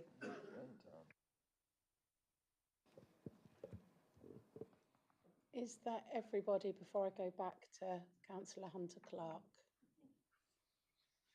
Councillor Hunter-Clark. Thank you, Chairman. I was just surprised, to the leader again, I was just surprised that in your announcements you didn't refer to NR19, given the importance of it. I note obviously a Conservative member's asked a question of Councillor Webb, but we could just have a little bit more meat on the bone. We've now a quarter of a year, I think, almost since we had the unprecedented public meeting at Durham Football Club. So far, I've only seen words, no actions. So could we just have an update as to where we're at and when you anticipate? We've just heard from Councillor Webb, it will start very soon, but could we have an anticipated date of the first meeting? Thank you. Lovely, thanks for the question, Councillor Hunter-Clark. I didn't know you had such interest in the NR19, so apologies for that. I have kept the local ward members updated, and I have met with them along with some civic local leaders around this matter. The task force has been established. It's got its first meeting this Wednesday at a tactical level, as I presented at the last full council meeting. The strategic, which is the political, is in exactly the same vein. We've gone out to recruit for independent community residents reps. As part of that process, Breckland Council will not be part of that process.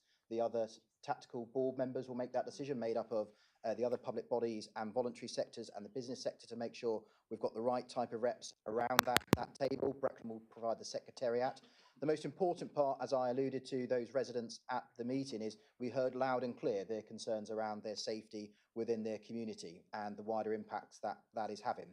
I made it clear my commitment to establish the task force. The task force is not purely going to look at NR19, it is looking at all the other challenges which are facing the community of Dereham, and as it moves forward, it will move much more to a delivery arm in which the requirements are for anybody sat around that table must have the power, the resources and or budget and people to get things done. It is not there to be a talking shop. For our perspective, the Deputy Chief Executive is leading and chairing the task force at a tactical level. From a strategic, which is made up of the County Council, the District and the Town Council, is being chaired by the Deputy Leader. And we've asked that the Chairman of Scrutiny brings that in every quarter for an update as to how that's progressing, and that will be for their discretion to decide as and when that needs to move or be less frequent. The most important bit is a big thank you to all of those hundreds of residents who've engaged in the PSPO originally. We set that in train immediately after the task as the Dereham meeting as one of those immediate fallouts. There's further bits of work which we hope the task force will sign off in quite quick succession. Thank you. Councillor Attwell. Thank you, Chairman. My question's for Councillor Hewitt regarding Breckland Bridge. Upon reading the committee papers for the Cabinet meeting held on the 12th of January, I was alarmed to read the contents of the report provided about Breckland Bridge. I was unable to read and scrutinise the whole report due to there being so many redactions, and disappointed to note that Cabinet has agreed to write off loans totalling £519,846. This will reduce the contribution to the general fund, the words in the report, leaving less funds available for Breckland Council taxpayers in future years. This might not be the end of the matter, because the report states that a further £234,532 of loans are also deemed at risk. My question is in two parts. One, will you provide me, in confidence, with an unredacted copy of the Breckland Bridge Business Plan Update 2026-2031, so that I may fulfil my role as a councillor and fully scrutinise this company? And two, I note on page 10 of the business plan, the figure for the working capital loan provided by Land Group Breckland Limited has been redacted. Can you please confirm that the total company write-off for Breckland Bridge has been shared 50-50 between Breckland Council taxpayers and the privately owned Land Group Breckland Limited? And if not, why not?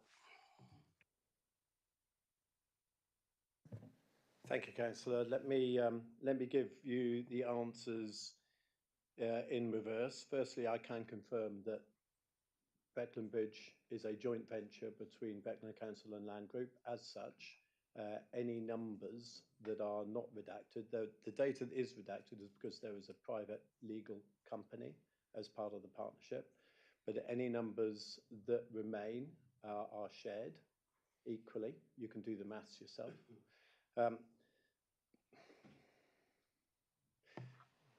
I've had conversations with you in the past, Councillor, on a informal basis about a number of things in private. And I've been happy to share those conversations with you in the past, as I am with anybody who can maintain that privacy. So let me discuss with you in a bit more detail about the first part of your question.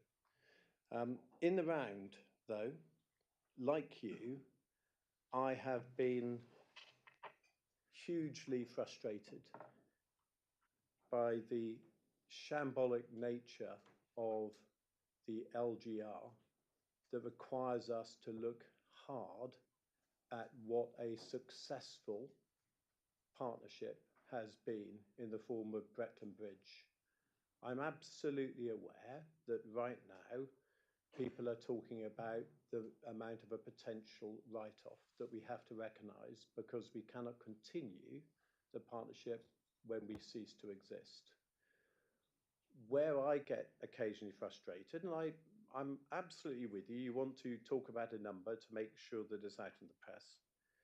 Where I get frustrated is the hard work the redevelopment in Thetford, the redevelopment in our communities, and the revenues that Breckland Bridge has enabled us to allow us to move forward, providing some of the non-statutory services that our residents need.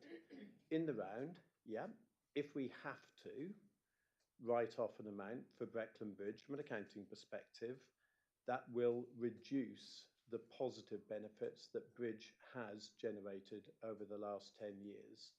And for that, I agree with you, I am frustrated, it is painful, but I'm not going to undo the good work that Breckland Bridge has done over the last 10 years. And it is just a sad reflection of an imposed reorganisation on this council that has to stop.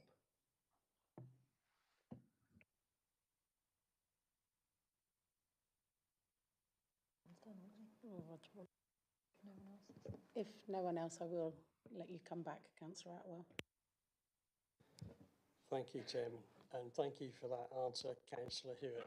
I'll take my two questions again, if I may, and say, in regard to item 1, where I said that I'd like to fulfil my role as a councillor to fully scrutinise this company, I need to be able to fully scrutinise Breckland Bridge Limited, which is a wholly owned company by Breckland Council and Land Group. So I do need to be able to fulfil that role. And if you're willing to take that conversation outside of this chamber and talk to me in more detail about that, I welcome that. But I don't think you've answered part 2 of my question, which was, I do understand that this was a 50-50 partnership between this authority and Land Group Breckland Limited. I understand that. What I wanted an answer to is the write-off of the debts of the loans that have been placed. Are Breckland Council taxpayers sharing the equal burden with Land Group, or are we, as taxpayers, having to write off more than Land Group are? And I just want to clarify that. Is any write-off 50-50 as part of the partnership? So I'll be clearer. As a 50-50 partnership, any write-off is shared 50-50. In terms of your first question, you don't need me to provide you data relating to Breckland Bridge Limited. You can go to Companies House, it files its own accounts if you want to carry out your own more detailed research.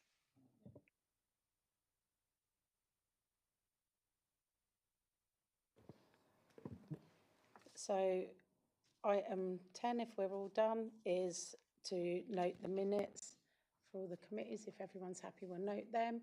And then I'm going to ask, we are due to hit our time limit in a couple of minutes. So is everybody happy to stop for a short comfort break? And then we'll, no, you want to keep? So, keep, yeah? Keep, can we have a little vote then? All in favour of keep going?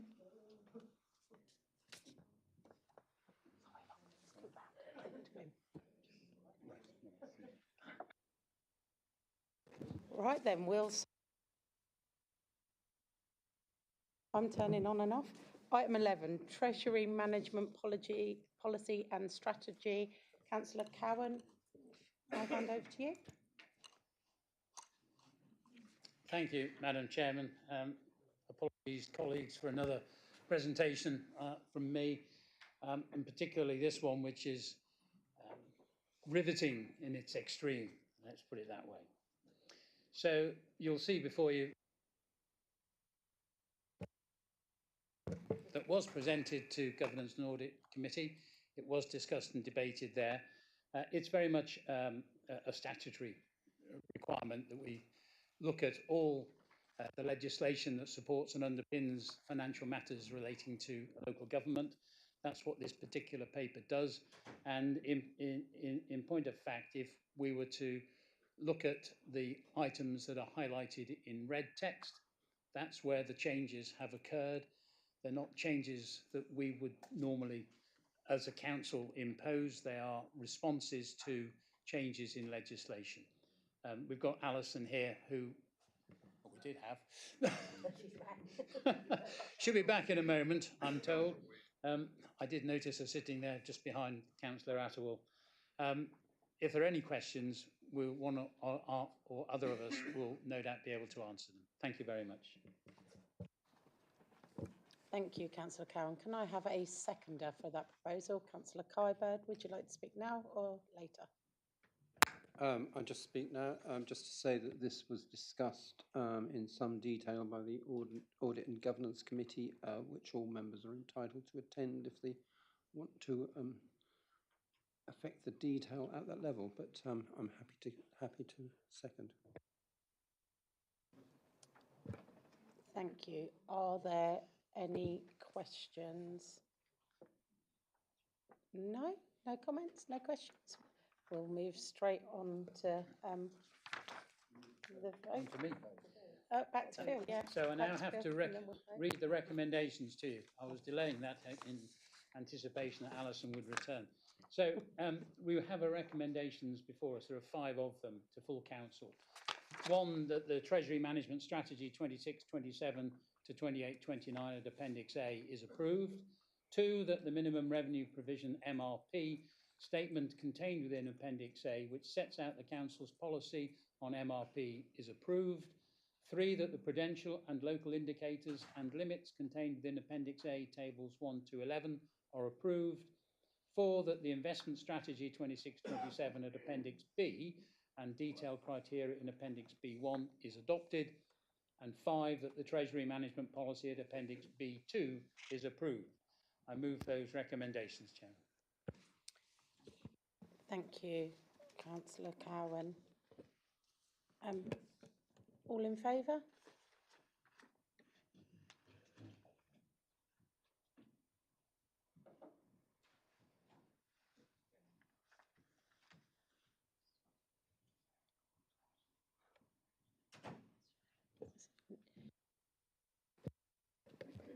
Thank you. That's unanimous. So we'll move on to item 12, pay policy statement. Maxine. Thank you, Chairman, members. As Head of Paid Service, I'd like to introduce the Council's annual pay policy statement. Under the Localism Act, we're required to publish a pay policy statement each year by the 31st of March. The statement sets out our approach to chief officer pay, the pay of the lowest paid employees, and the relationship between senior and wider workforce remuneration. It is a statement of fact. It also includes our gender pay gap data as of the 31st of March 2025. I'm happy to take any questions, but I would need a proposer and seconder. Thank you, Chair. Do we have a proposer? Councillor Chapman-Allen. Councillor Webb, would you like to second that? Yeah, just okay. Do you any questions for Maxine? No? Right, then we'll go straight to the vote. All in favour?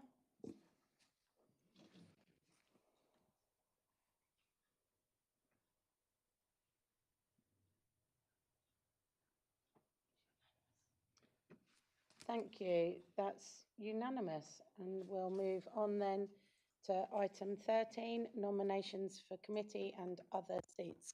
Councillor Stuggett? None. None. Councillor Cogman?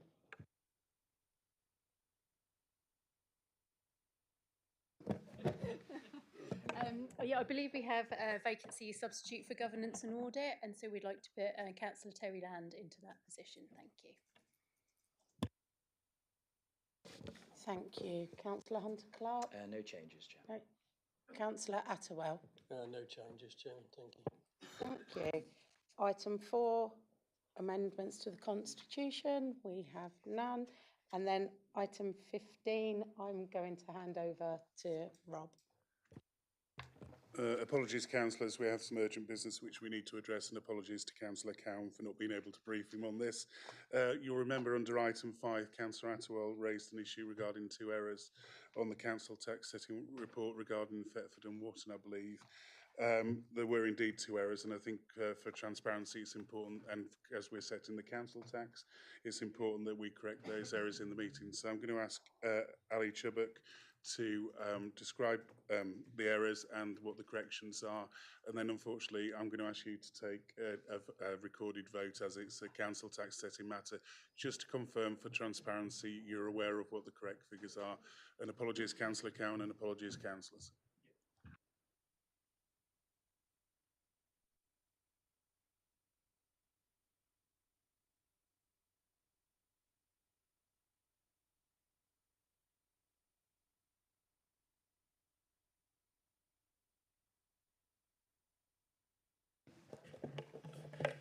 Thank you. Thank you, Chairman, and apologies everybody for this. As Councillor Atterall pointed out, on Appendix C there were wrong values shown, and this forms part of recommendation 1.4.3H. And so for completeness, I'm just going to read out what the numbers should have been, and thanks for putting that up on the screen. So for Thetford, a Band A is £217.68, Band B £253.96, Band C £290.24, Band D £326.52, Band E £399.08, Band F £471.64, Band G £544.20, and Band H £653.04. And for Watton, a Band A is £201.72, Band D £235.34,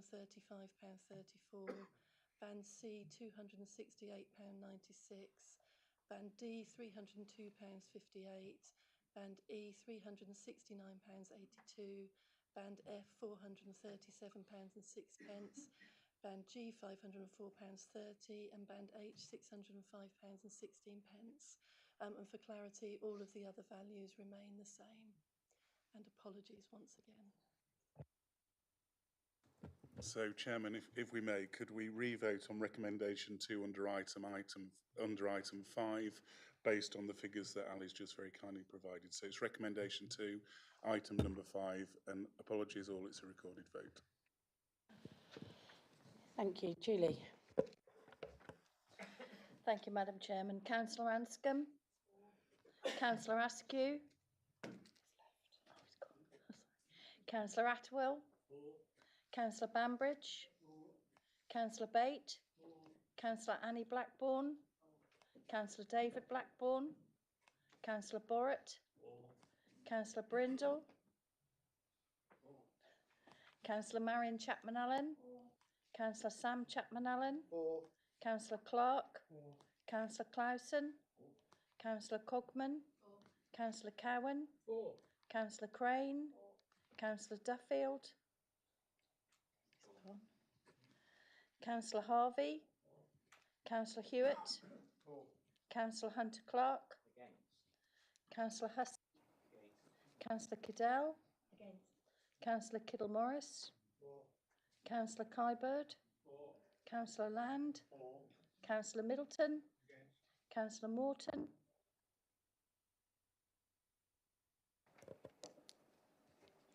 Councillor Plummer. Councillor Richmond. Councillor Suggett. Councillor Samantha Taylor. Councillor Sarah Taylor. Councillor Taylor. Councillor Terry. Councillor Turner. Councillor Webb. Councillor Westman. Councillor Wilkin. And Councillor Wilkinson. Councillor Atterwell.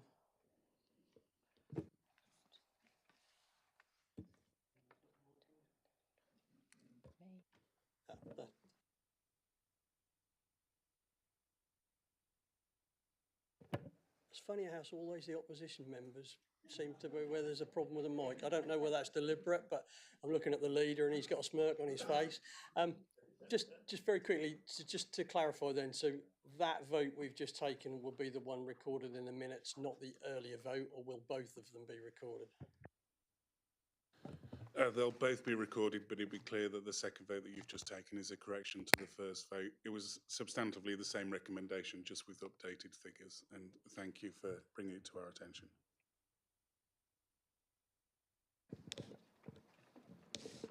Nigel. Thank you, Madam Chairman. I'd like to thank Councillor Atwell for pointing that out, because I had read all my agenda and seen all them figures, and I'm not the best at adding up. So I will be in future making an appointment to have an evening with Alison Chubbuck over a bottle of wine and a takeaway just to go through them again. Thank you. Right, everyone, thank you for your patience this morning. Yeah, and if you want to go grab a sausage roll, my charities would love it. Thank you.